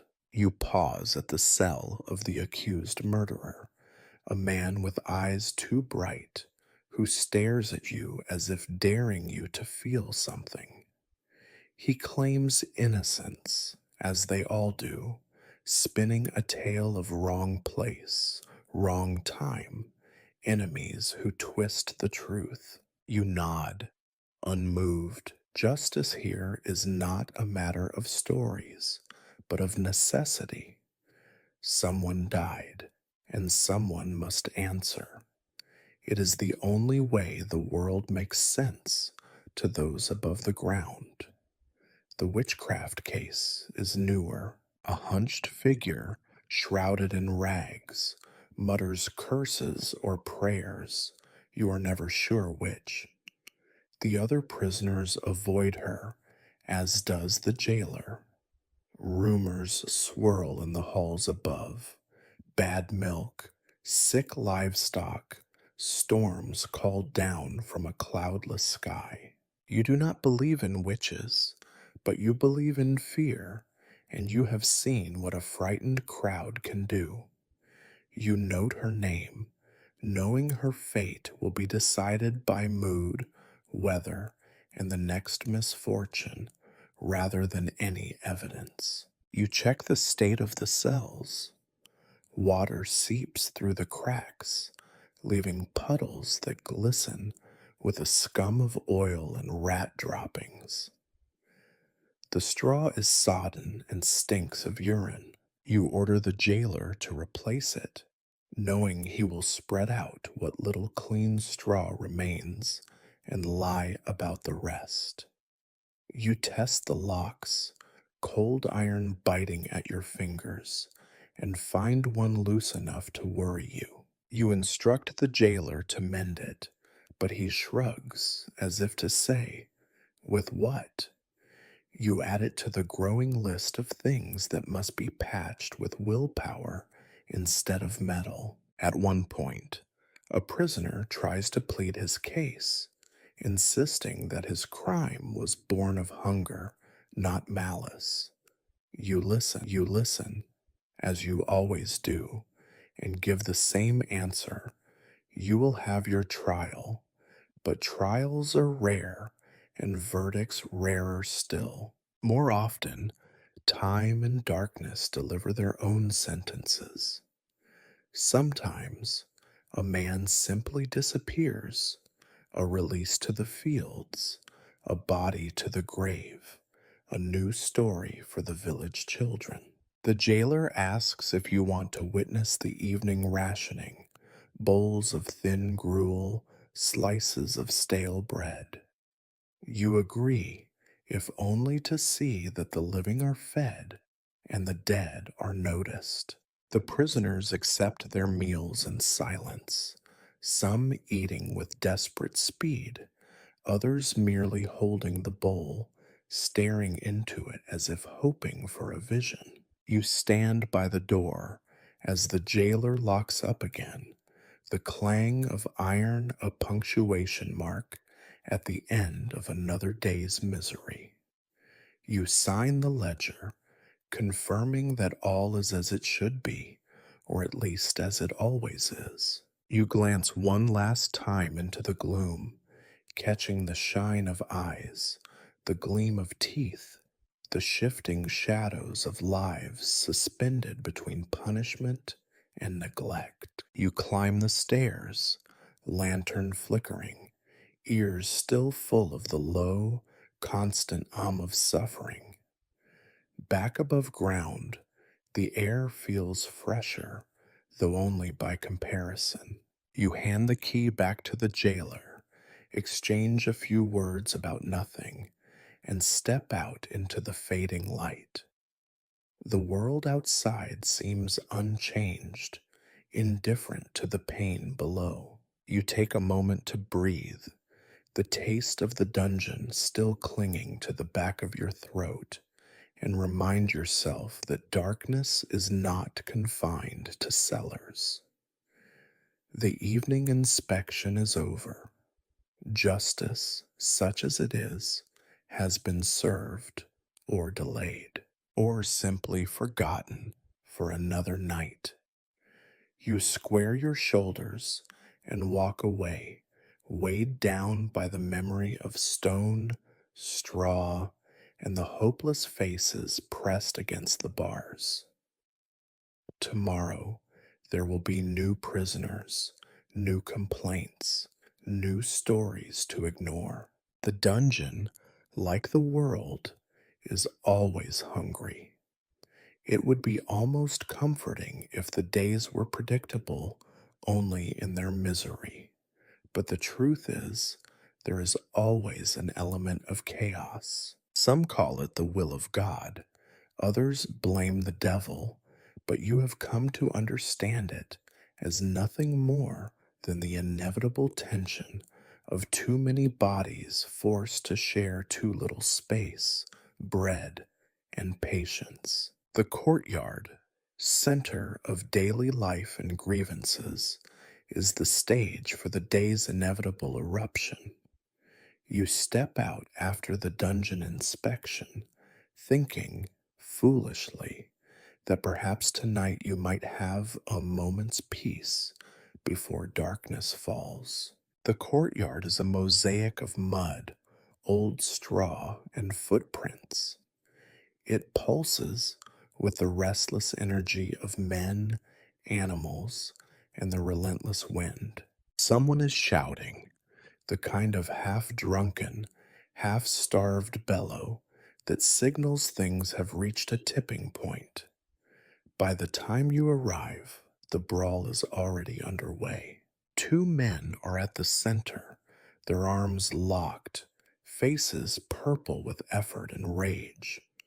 They tumble into a puddle, flailing at each other with the clumsy violence of men who have not eaten enough in days, but still manage to summon the energy for hatred.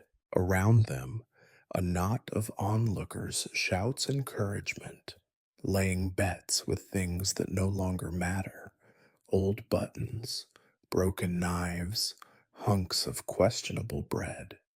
You recognize the combatants instantly. Oleg, who once served as a half-decent guard, but lately has spent more time at the bottom of a mug than at his post, and Grigor, a farmhand with a temper as short as the winter sun. Their dispute is ancient and trivial, a missing chicken, an insult traded at dawn, a memory of a grievance nobody but them still cares about.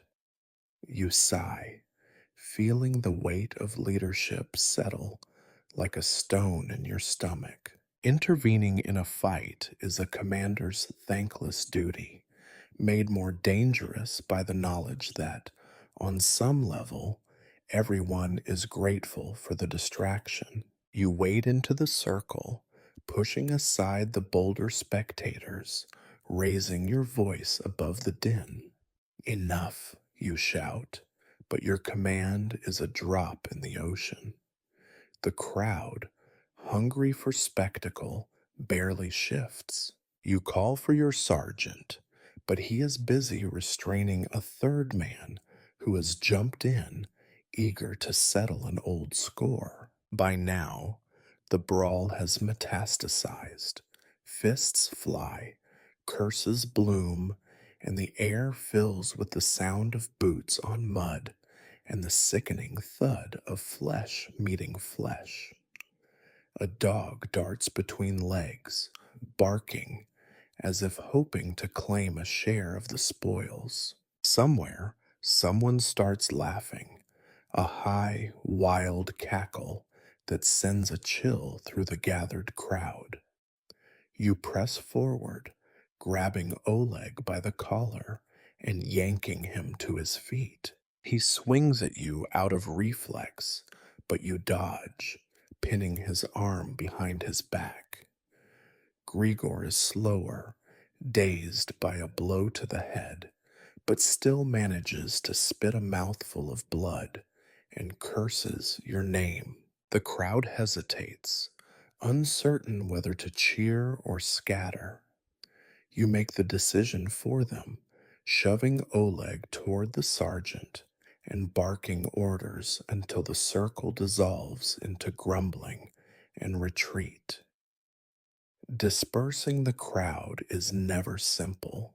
The men do not go far, lurking at the edges of the courtyard, their eyes hungry for another show. Some look at you with resentment, others with a flicker of respect, but most with the hollow indifference of those who have seen this all before and expect to see it again tomorrow. You drag the fighters toward the well, letting the icy water serve as both punishment and medicine.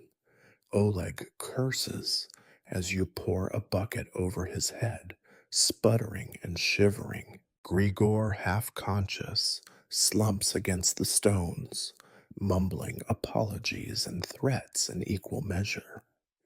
You force them to stand, staring them down until they look away, their bravado leaking out with every drop of water. It is not lost on you that the brawl is only a symptom. The disease is hunger, fear, and the slow erosion of hope. Men who are fed and warm do not fight over scraps and slights. Here, with supplies dwindling and tempers fraying, every look is a provocation, every word a match to dry tinder.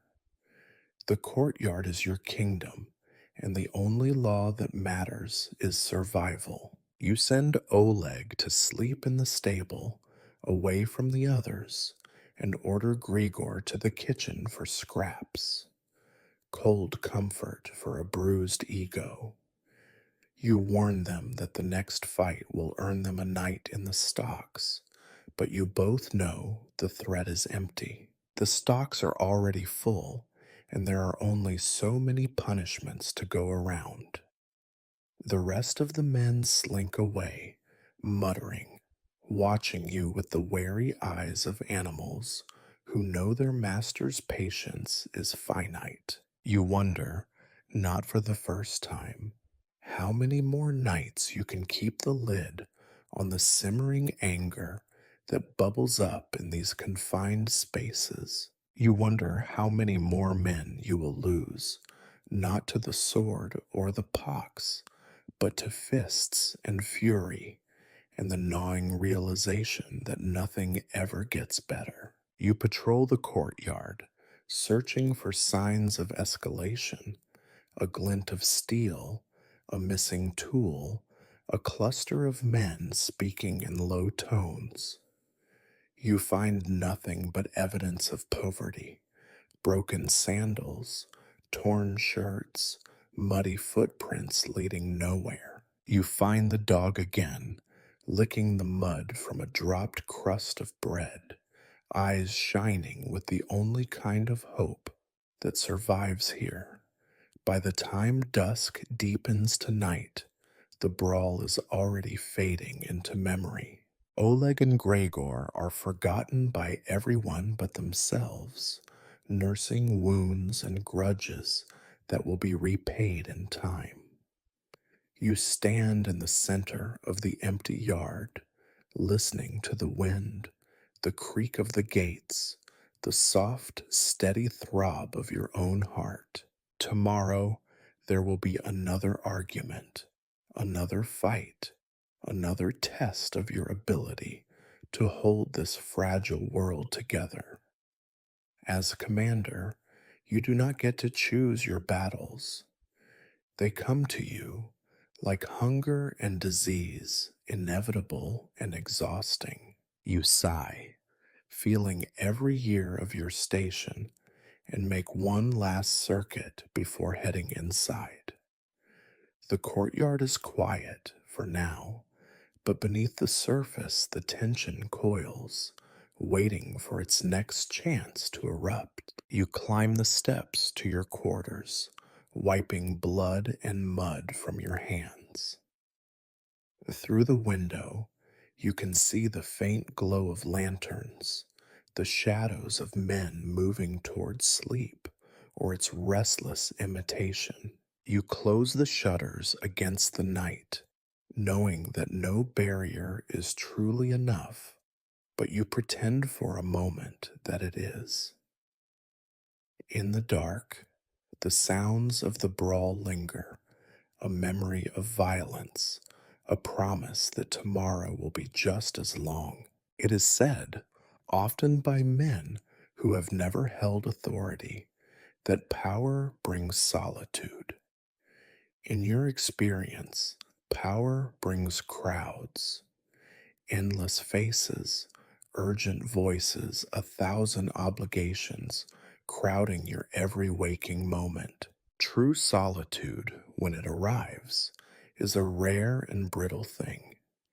It lasts only as long as the space between chores, complaints, and fresh crises. Yet as night settles its weight upon the keep, there is sometimes an hour, perhaps less, when you are left alone with nothing but the silence and the company of your own thoughts. This evening, as the last echoes of the courtyard brawl drift away and your men disappear into the patchwork darkness of their quarters, you find yourself unexpectedly, almost suspiciously, alone. You retreat to your own chamber, a space that might have once been grand, but now is simply a room with walls that keep out the worst of the wind and little else. The door closes with a satisfying thud, the rare sound of wood and iron obeying without complaint. For a moment, you simply stand there, breathing in the stillness.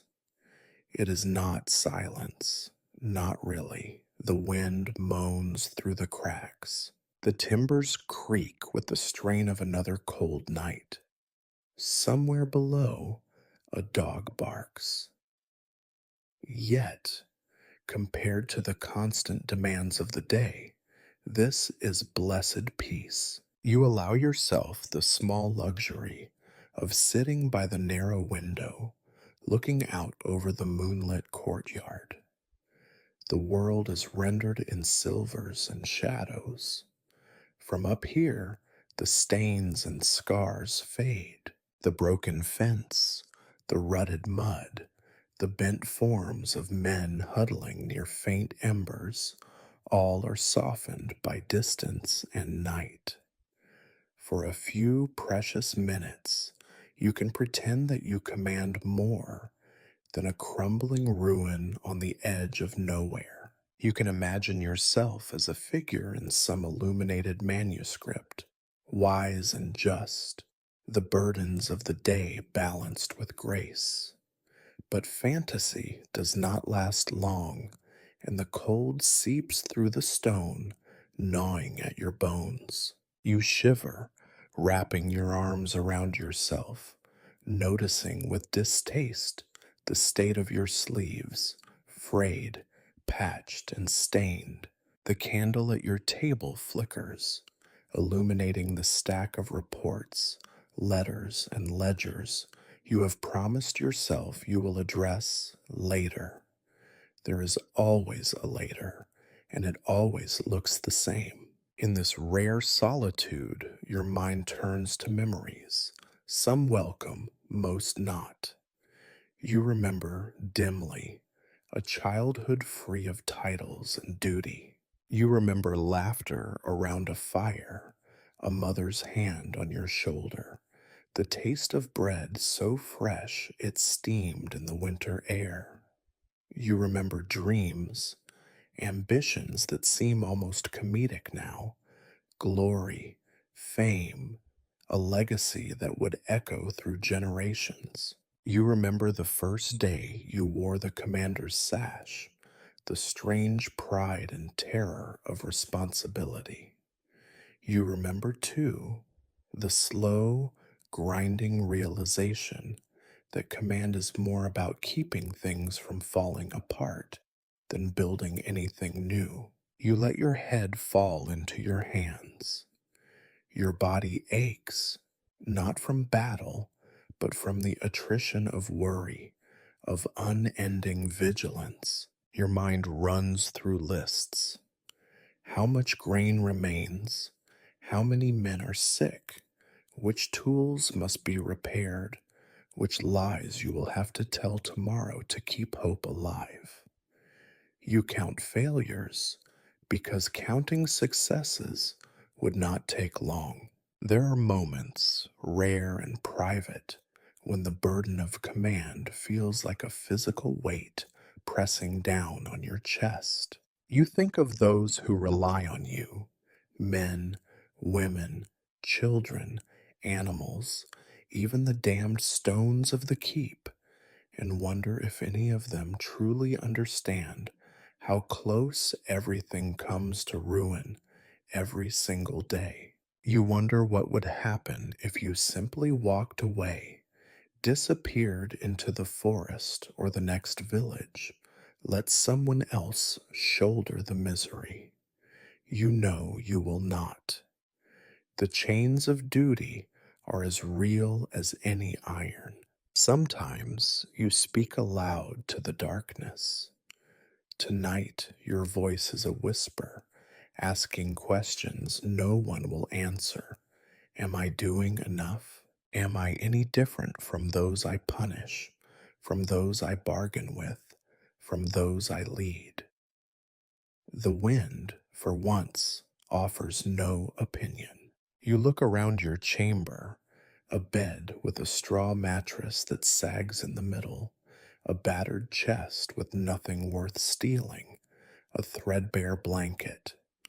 On the table, a crust of bread left from supper and a cup of ale gone sour. You eat the bread slowly, not because you are hungry, but because it fills the time. You drink the ale anyway, savoring the bitterness as proof that you are still alive. If solitude is a luxury, it is a poor one. In these quiet minutes, you face not only your own exhaustion, but the creeping sense of futility that shadows every act of command.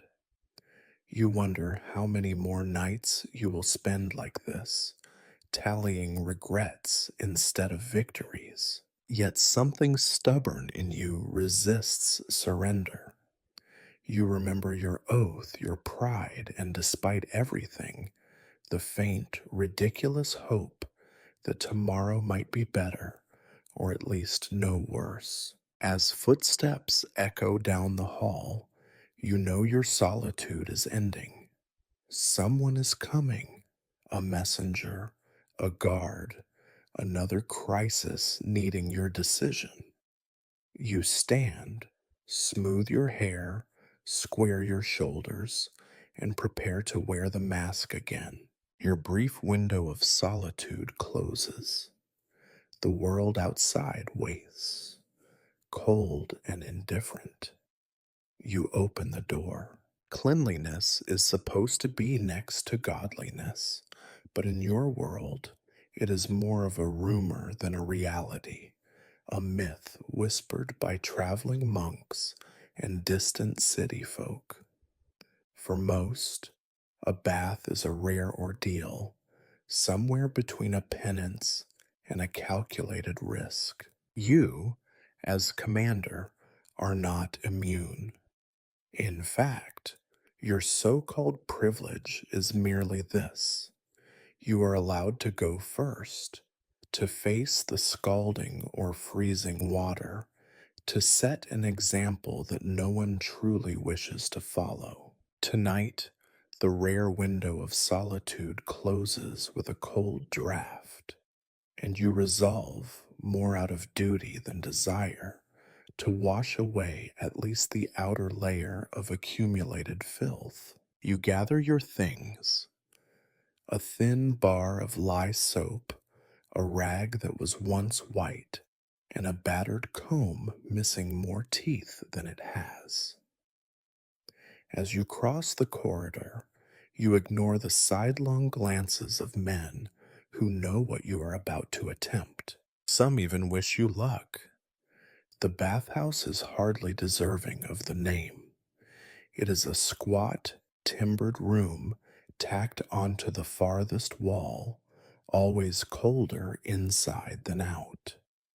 The hearth smokes sullenly, barely coaxing any warmth from the reluctant logs. Tonight, you are lucky. Someone has managed to heat a few buckets, and the steam mixes with the perpetual chill, creating an air that smells of wet ashes, singed hair, and ancient mildew. You peel off your clothes in the flickering firelight, taking inventory as you go. New bruises from the last week's scuffle, old scars from battles you barely remember, the bites of fleas, and worse. Your shirt sags with sweat and grime, so stiff it can almost stand on its own. Boots come off with effort, revealing feet calloused and raw. There is a peculiar freedom in nakedness, though it is the kind best experienced quickly and in private. The tub itself is a cracked, shallow basin of thick pottery, awkwardly placed and uneven. The water inside is gray, already suspect, already cooling. You lower yourself in, teeth gritted, and for a moment the shock of heat and cold blurs the line between agony and relief. The water rises around you, carrying with it flecks of dirt, hay, and unnameable debris. You tell yourself that something, at least, is being cleansed.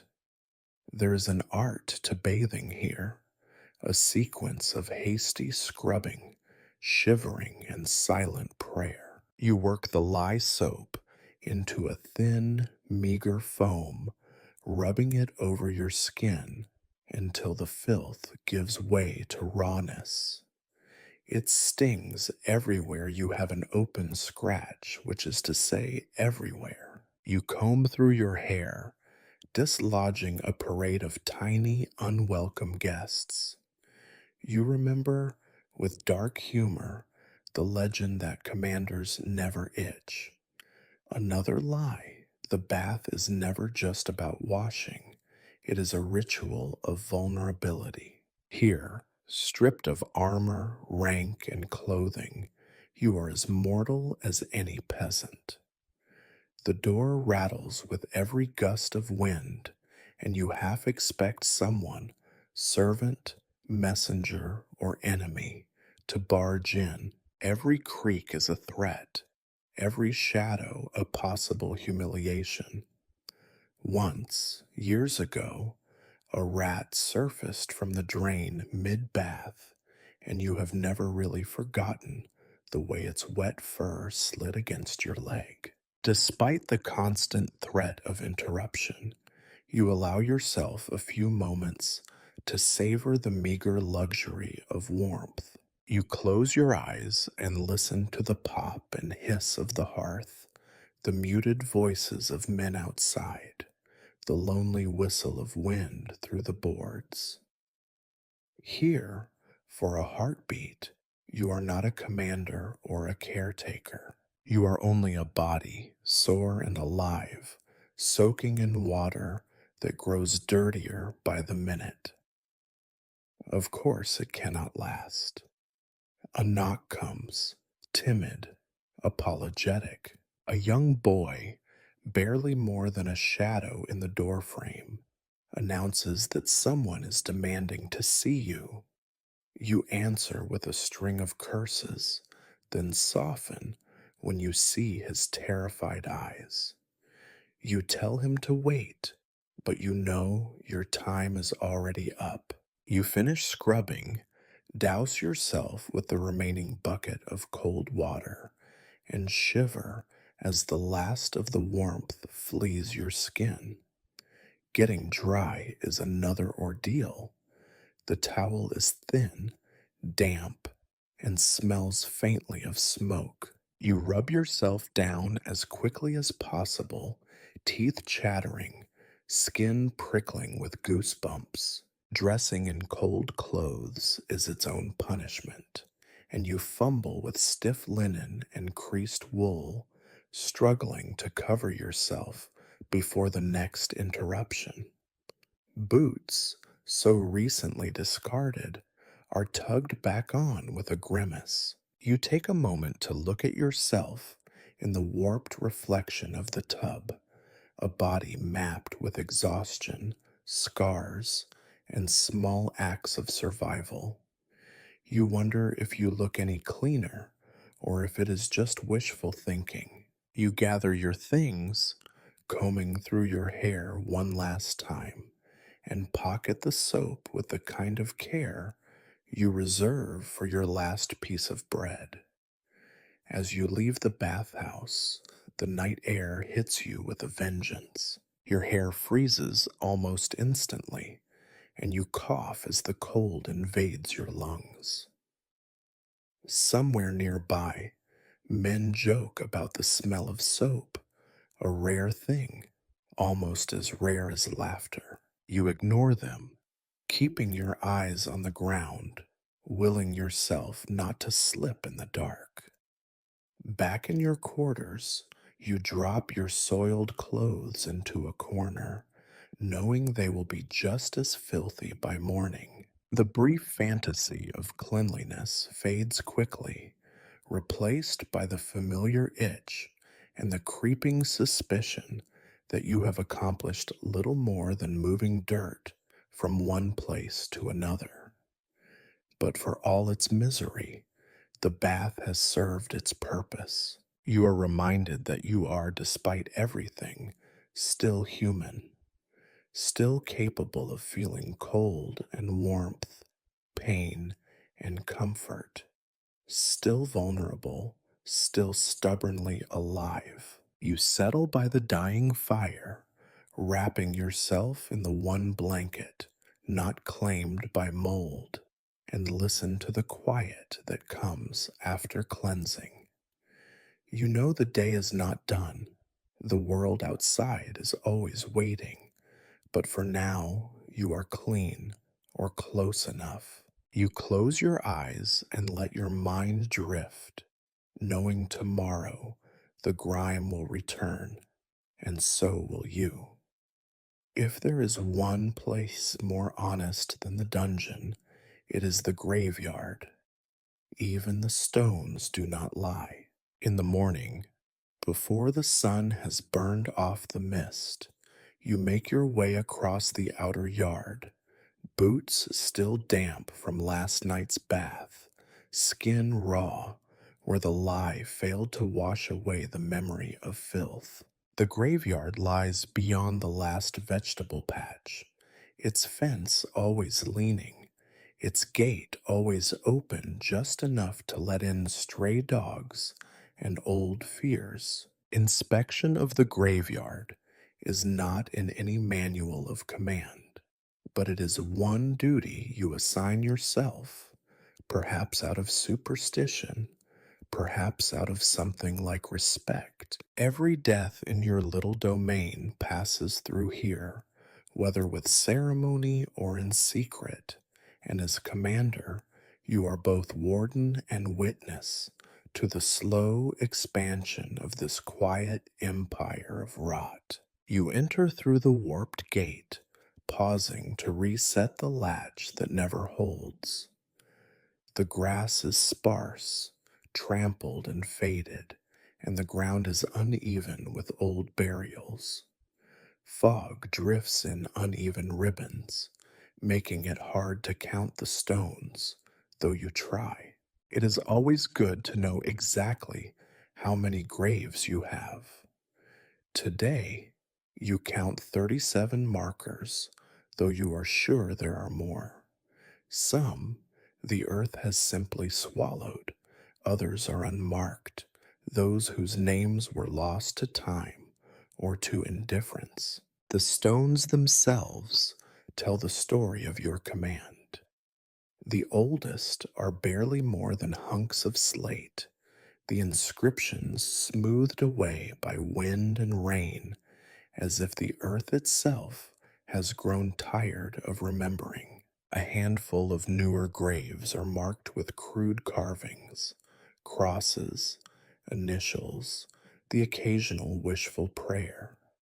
You make your rounds, reading names where you can, piecing together the lineage of suffering that defines your keep.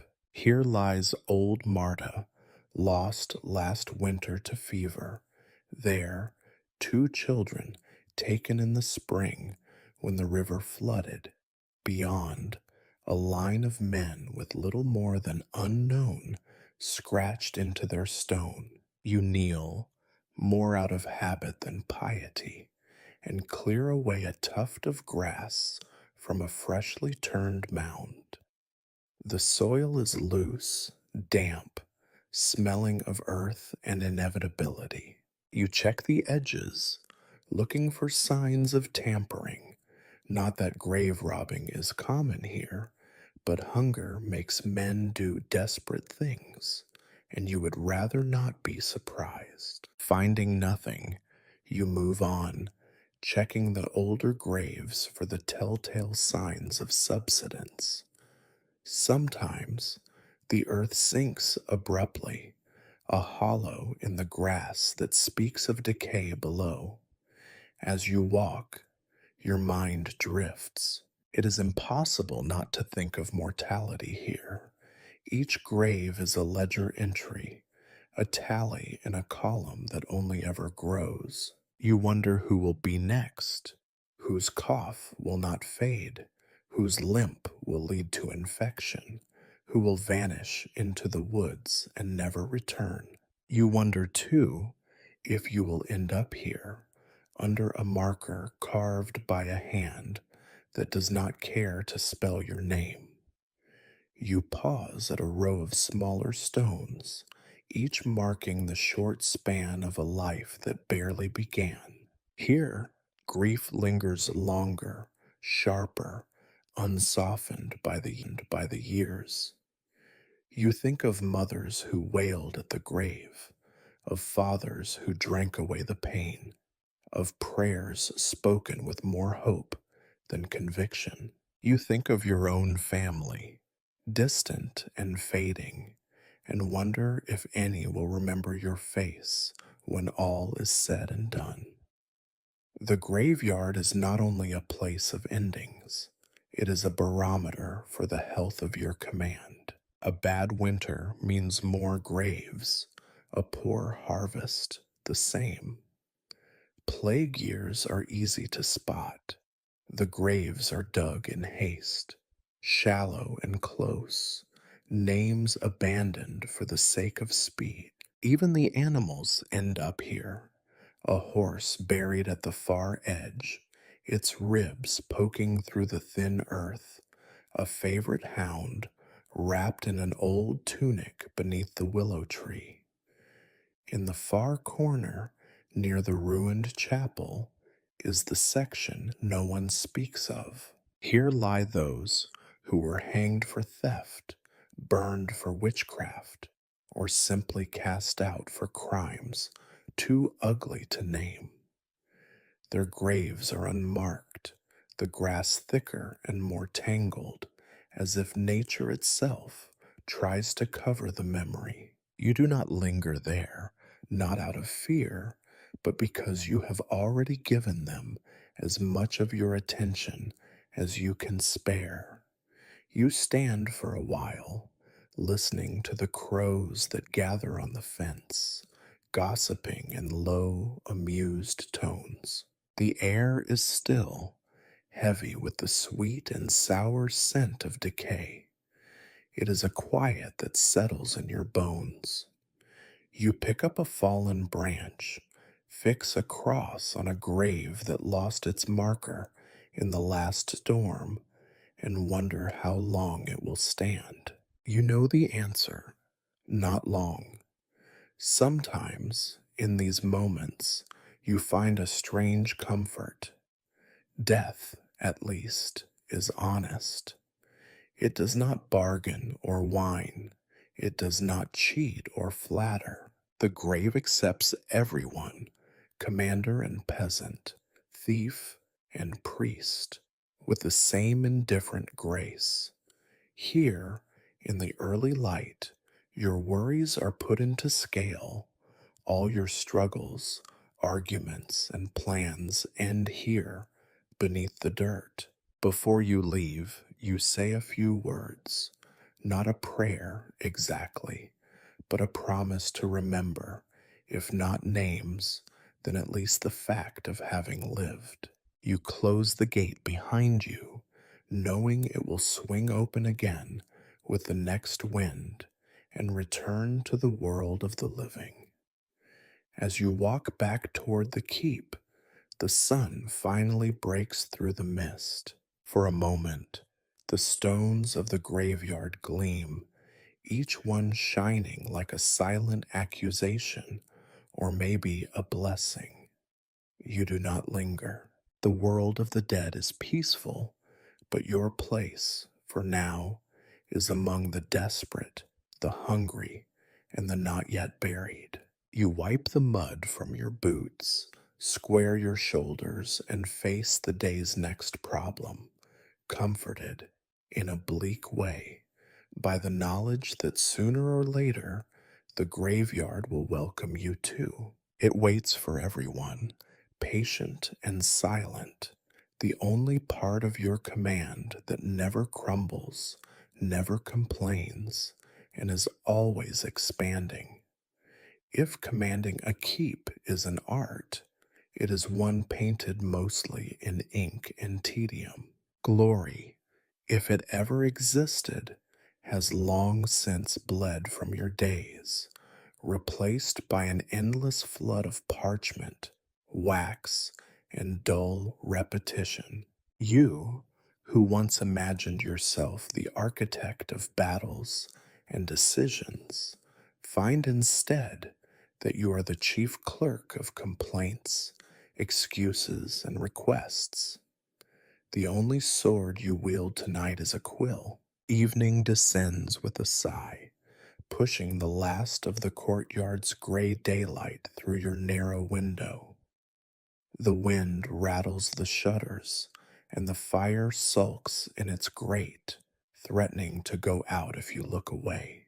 On your table, the stack of correspondence waits, always taller than you remember, always more intimidating when you are tired and your back aches from the graveyard's cold earth. You seat yourself with a grunt and light the battered oil lamp. The light is weak and greasy, casting strange shadows on the walls. Your ink is gritty, the quills chewed by anxious teeth. Everything on this table is tired. So are you. You begin with the ledgers, those ledgers that multiply at night like rats. Grain tallies, livestock counts, accounts of the armory's slow collapse, reports from your sergeants, each one a tapestry of problems disguised as numbers. You run your finger down the columns, fighting to keep the digits from blurring. The numbers are always bad. Sometimes they are worse. Never in all your years have they been good. There are lists of supplies needed and not received, hinges for the gate, salt for the kitchen, bandages for wounds. Each item is circled, annotated, then copied again into a separate book of urgent requests, a book so urgent that no one ever reads it. You make a note to send another desperate letter to the steward in the city. You know how it will be received: a shrug, a sigh, a promise filed with 1,000 others. But you write it anyway, for the comfort of routine, if not the hope of results. Then come the letters. Some are from your superiors, men who have never set foot in your keep, but whose wax seals weigh more than your own words. Their messages are always the same: stern reminders of quotas unmet, threats about taxes unpaid, orders to provide men for levies or for repairs to roads you have never seen. You answer as you must, with polite apologies, creative half truths, and numbers gently massaged into shapes that look less like failure. You affix your own seal, cracked and chipped, as if it might lend authority to your increasingly desperate prose. Mixed among the orders are the local letters, penned in many hands, crooked, hurried, sometimes barely legible. These are complaints about the miller's scales, accusations of theft, questions about lost livestock or family members who did not return from the woods. You sort through them, reading aloud for your own grim amusement. My neighbor's chickens trespass on my cabbage patch. The new priest is surely a heretic. The baker waters the bread. You file the most ridiculous into a separate pile, knowing you will never answer. The rest are given the dignity of a reply. Short, tired, as formulaic as a prayer at vespers. You wonder if anyone reads them. Occasionally, there are pleas for mercy, a prisoner's wife begging for lenience, a mother asking for her child's release, a man requesting clemency for a friend. These you answer last, because they sting the most. You use words like regrettably, in accordance with custom, and to maintain order. You never write what you actually feel: that justice here is a farce, that you are as powerless as they are, that sometimes you cry when you put the pen down. You turn next to the reports, daily accounts from the night watch, the kitchen, the infirmary, and even the stables. Every report is the same, a different flavor of bad news: a missing bucket, a broken door, a goat that did not survive the frost, a cook with a fever. The kitchen reports on the state of the stores, bleaker by the day. The infirmary on the state of the men, sicker by the week. The watch on the state of the world, no improvement expected. You sign off on them, your signature as weary as your heart. When your hand cramps and the ink runs low, you pause. You stare at the flickering lamp and the stack of letters yet to be written and wonder what would happen if you simply stopped. If, one night, you did not reply, did not report, did not pretend that anything here could be made to run smoothly with a few more words and a little more ink, the keep would not collapse. The world would not end. More likely, no one would notice at all. But habit is stronger than hope. You dip your quill and continue, writing until your eyes sting and your neck knots. You save the most delicate letter for last. A brief, careful note to your own family, distant, silent, perhaps already gone. You do not write of hardship or fear, only the smallest victories, a wall repaired, a brawl averted, a day survived. You seal it with wax and the last of your pride. By the time you are finished, the room is thick with the smell of smoke and melted tallow. The stack of outgoing letters is taller, the stack of unread complaints only slightly smaller. Your head pounds with the weight of unsaid truths. You have written nothing that will change the world, but everything necessary to keep it from crumbling for one more day. You blow out the lamp, flex your stiff fingers, and let the silence settle back in. For a moment, you listen for the sound of the night outside, wind, footsteps, the groan of tired wood. You think of all the men and women asleep, each with their own tally of burdens, none knowing or caring how many of them find their way into your ledgers. Tomorrow, there will be more letters, more numbers, more excuses. The monotony of administration is as relentless as hunger, as dull as fear, as necessary as sleep. You lay your head down on the table, meaning only to rest your eyes, and drift off, surrounded by ink, paper, and the soft, ceaseless march of words that do nothing and mean everything. You awaken with a start, cheek pressed to parchment, a patch of dried ink marking your skin like a brand. For a moment you wonder if it is still night or already morning, but the silence tells you it is neither.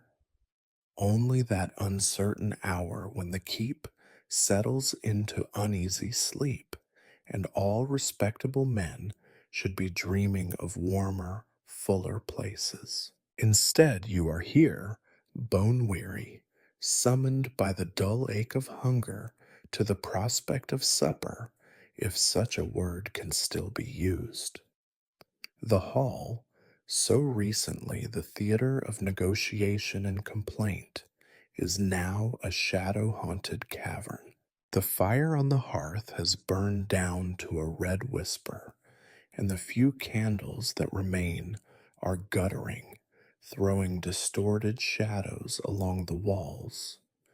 The air tastes of smoke, sour ale, and the lingering memory of boiled cabbage.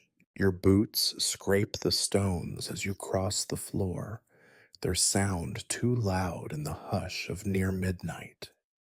You take your place at the high table, or what passes for one, a long board, stained and scarred, its edge notched by knives and time. The men who remain are few, those unlucky enough to have drawn late watch, a scatter of servants, and two knights lost in their own heavy thoughts.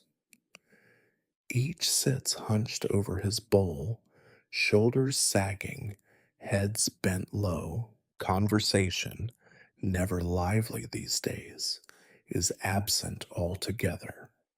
Tonight's meal is a thin gruel with a few floating scraps of carrot and onion bravely pretending to be substance. Beside your bowl, a hunk of bread, hard and gray, its crust as brittle as old bone. You tear at it anyway, jaw aching, and remind yourself that there was a time, not so long ago, when you would have turned up your nose at such fare. Now you eat what is given and say nothing. The gruel is hot, at least.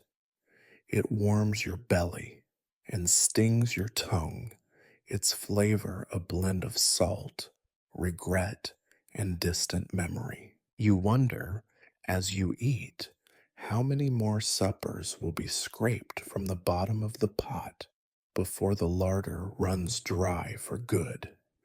You wonder, too, how long you can keep pretending this is enough. The silence at the table is broken only by the clink of spoons and the muffled cough of one of the older men.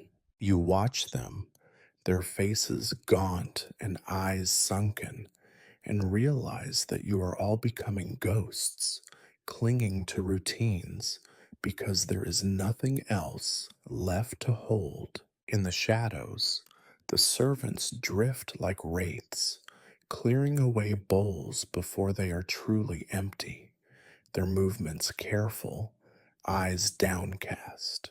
The few who linger do so only because the warmth of the hearth is marginally better than the chill of their quarters.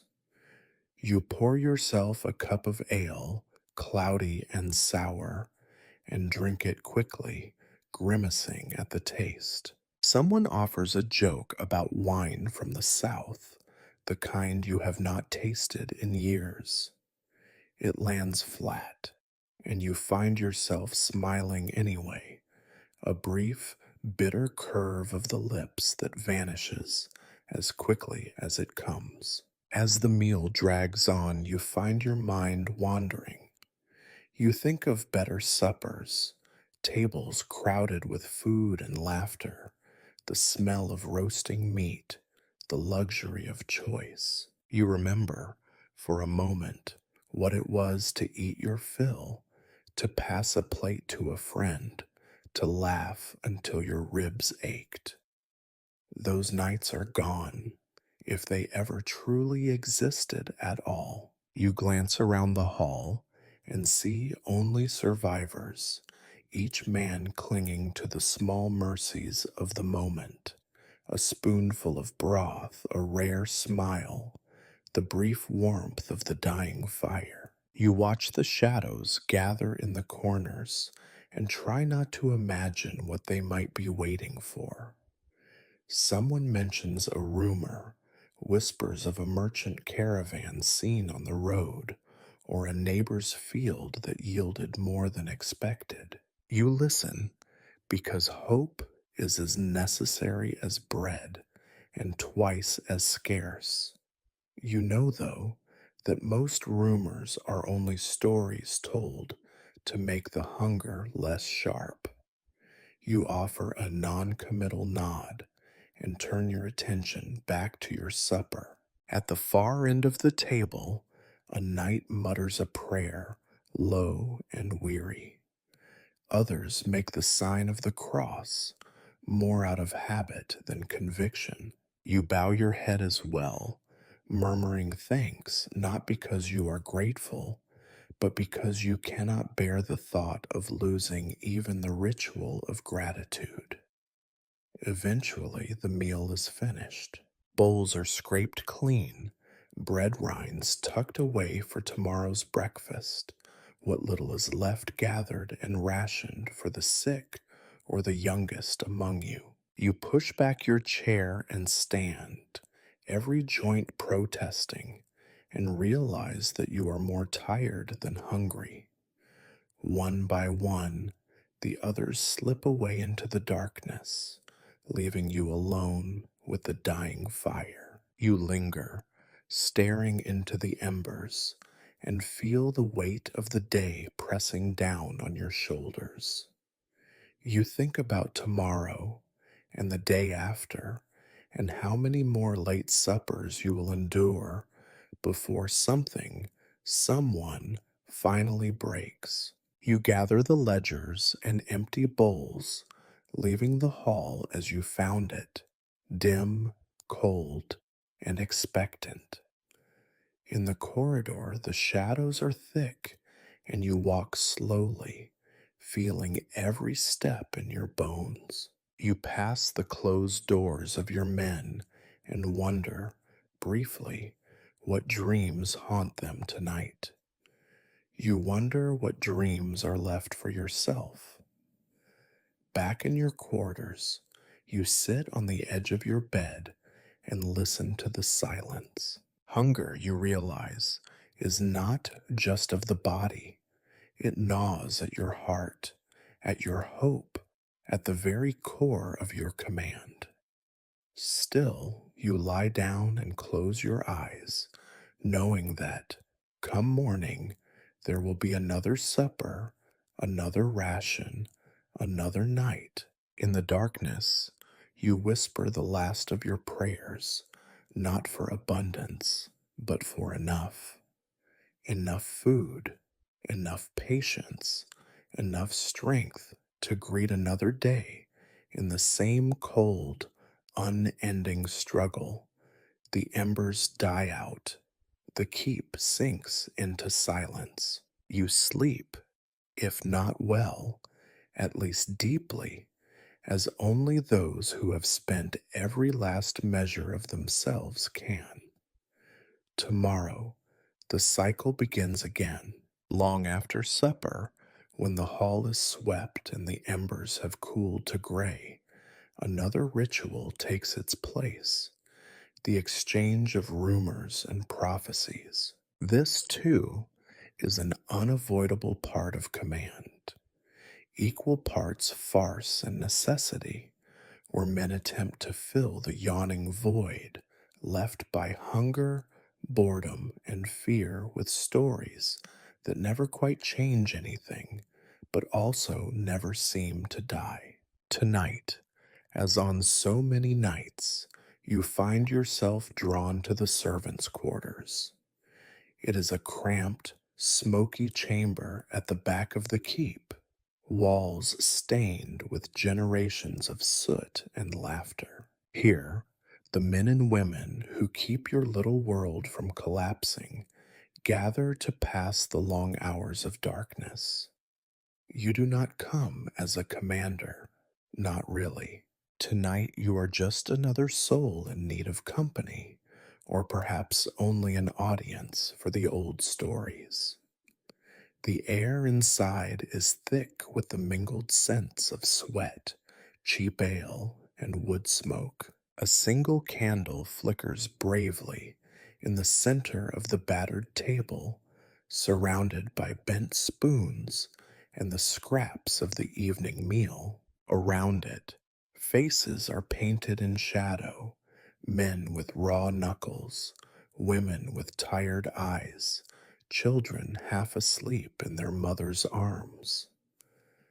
As you take your seat, conversation pauses for a moment. Your presence is always a disruption. Authority sits heavily, even in the dark. But habit reasserts itself quickly, and soon the talk resumes, as inevitable as the wind outside. The first rumor is always about the weather. Old Stefan swears he can smell snow on the air, though the sky has been clear for days. He claims the geese have flown low, the pigs are restless, and his own bones ache in a way they only do when the world is about to change. Others nod solemnly. The weather is everyone's enemy. But prophecy is safest when it is about things that cannot be proven until morning. Next come the stories of what might be lurking beyond the walls. There are bandits, of course. There are always bandits. Someone claims to have seen strange lights in the forest, moving too quick to be hunters and too bright to be honest men. Another swears that the river is running higher than it should, as if swollen by something unnatural. A third claims to have found footprints too large for any dog, but too silent for any man. You listen to each tale, weighing them in your mind, trying to sort fact from fantasy. You have learned over the years that there is always a kernel of truth buried in the mud of rumor. The trick is knowing when to dig. Sometimes, though, it is easier, kinder, to let the stories be just stories. After the rumors come, the prophecies. These are delivered with more ceremony, more reverence. An old woman produces a bundle of bones from her apron and casts them onto the table.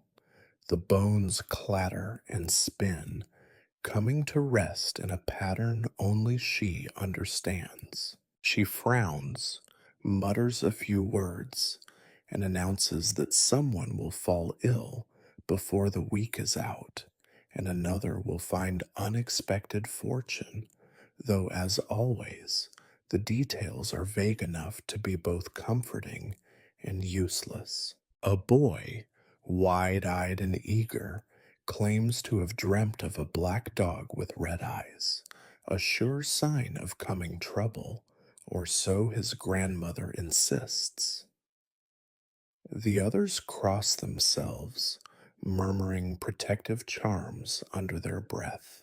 You find yourself doing the same, not because you believe, but because belief is infectious and the night is long.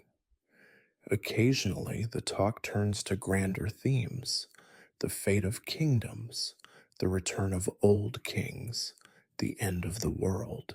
These tales grow in the telling, fueled by the ale and the slow churn of anxiety. Someone remembers the prophecy of the 7 winters, when the sun will not rise and the rivers will freeze solid. Someone else recalls the legend of the white stag, a sign that fortune is about to turn, though no one remembers whether for better or worse. You let the words wash over you, feeling their weight settle on your shoulders alongside the rest of your burdens. Part of you envies the simple faith of those around you, the belief that fate, gods, or spirits might be paying attention to your troubles. Another part resents it. You know too well that survival depends on sweat, vigilance, and the endless grind of choices made without guidance. As the hour grows late, the stories become softer, less certain.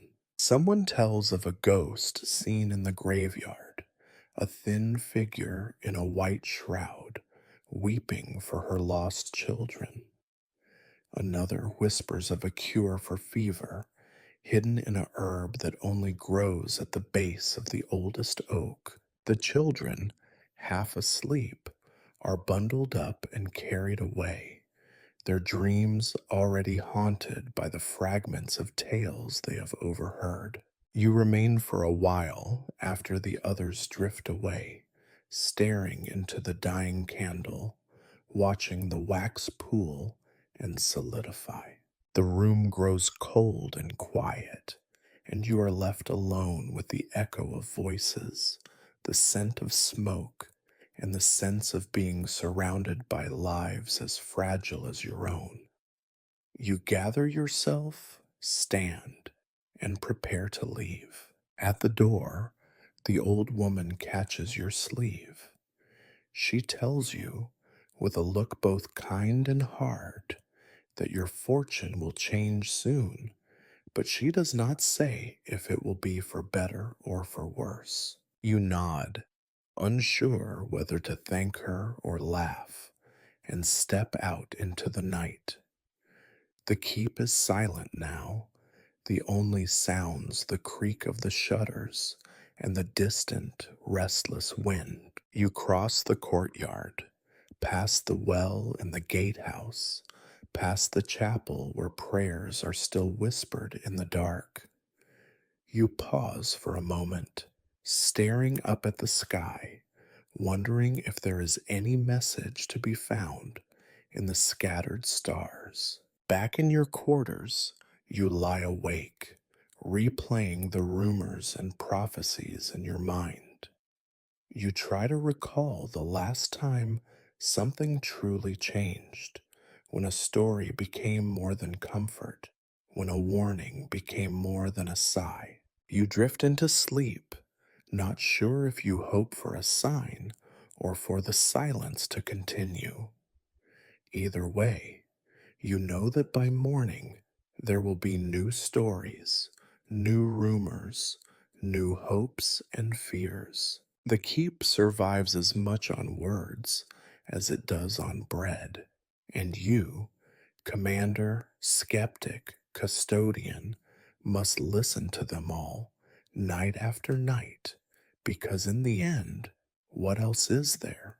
Night returns, as relentless and indifferent as hunger.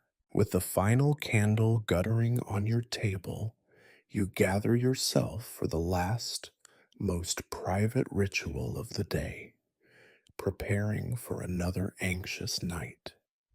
Sleep is a word more often spoken than found within these walls. You perform each task with a kind of exhausted reverence, as if by following the steps exactly, you might trick the darkness into leaving you alone. You start by checking the door, running your hand over the warped planks and rusty latch. The lock clicks shut, not because you truly believe it will keep out trouble. Nothing has. Not weather, not men, not time, but because it is a habit, and habits are the final shield between you and chaos. You wedge your battered chair beneath the handle, a gesture learned in years when you feared more from your own men than from any enemy outside. Next, you check your sword. You pull it from its scabbard, feel the familiar drag of steel on leather, the weight both comforting and disappointing in your palm.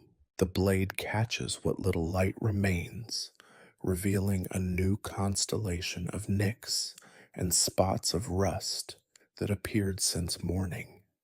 You wipe it down, not out of hope that it will ever gleam again, but because ritual matters. You lay it within reach, next to the knife beneath your pillow, just in case, though you do not expect to need either. It is the not expecting that keeps you alive. You walk to the narrow window and peer into the darkness. The courtyard below is empty, the only movement the wind nudging a loose shutter. Somewhere, a dog barks, sharp and sudden, then nothing. You scan the shadows, the gatehouse, the well, the huddled outlines of men on night watch. You tell yourself that all is quiet, that nothing stirs beyond the walls, and yet you do not really believe it. After all, you have walked these ramparts too many times to mistake quiet for safety. You pace the room, hands finding small tasks. Fold your cloak, check the ledger one last time, count out the dwindling coins in your purse. The simple acts ground you, keep your mind from straying too far into what waits beyond sleep. On the wall, A patchwork of notes and schedules is pinned, names of men on watch, lists of tools to be mended, a half finished letter you will never send. You wonder if tomorrow you will have the chance to finish it, or if tomorrow will demand other tasks, other emergencies.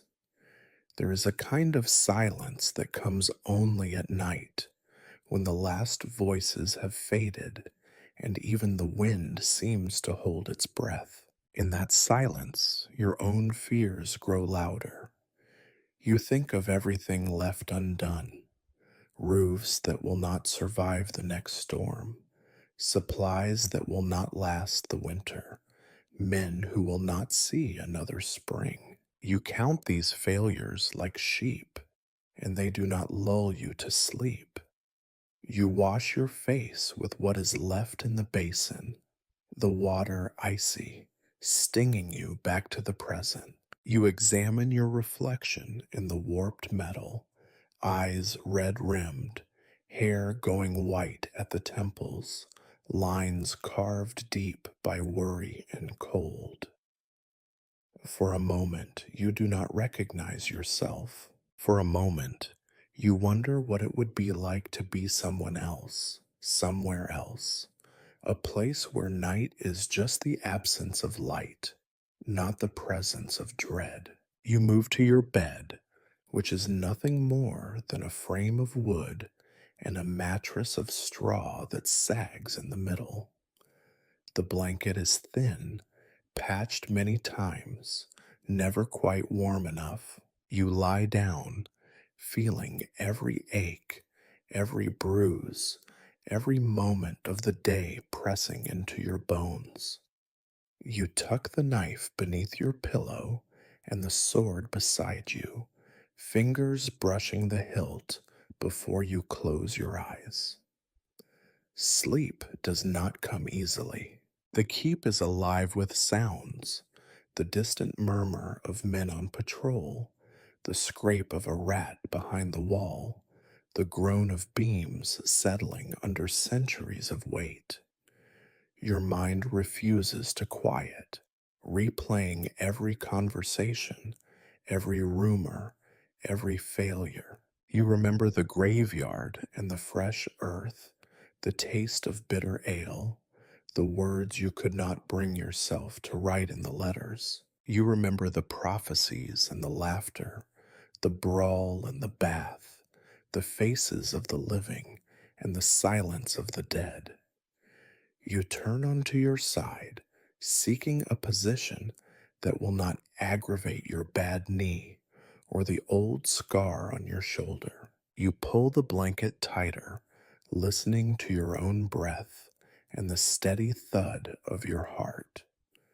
You count the hours until dawn, promising yourself that you will face tomorrow with the same stubbornness that carried you through today.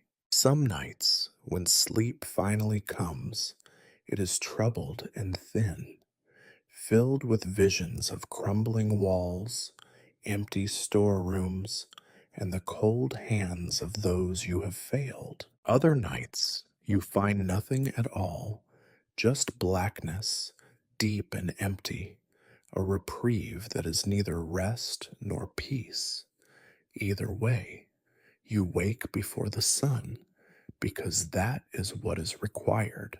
As you drift at the edge of sleep, you hear the wind rise again, rattling the shutters and whistling through the cracks. You tell yourself that you are ready for whatever comes, that you will endure another night, another day. It is a lie, perhaps, but it is a necessary one. In the end, survival is built on small, necessary lies. Tomorrow, you will rise again, boots on cold stone, facing the same relentless burdens. The keep will demand your attention. The men will need your strength. The world, indifferent as ever, will go on. For tonight, all you can do is lie still guard your breath, and hope for enough sleep to do it all again. And so you prepare for another anxious night, the endless closing of another ordinary, heavy day.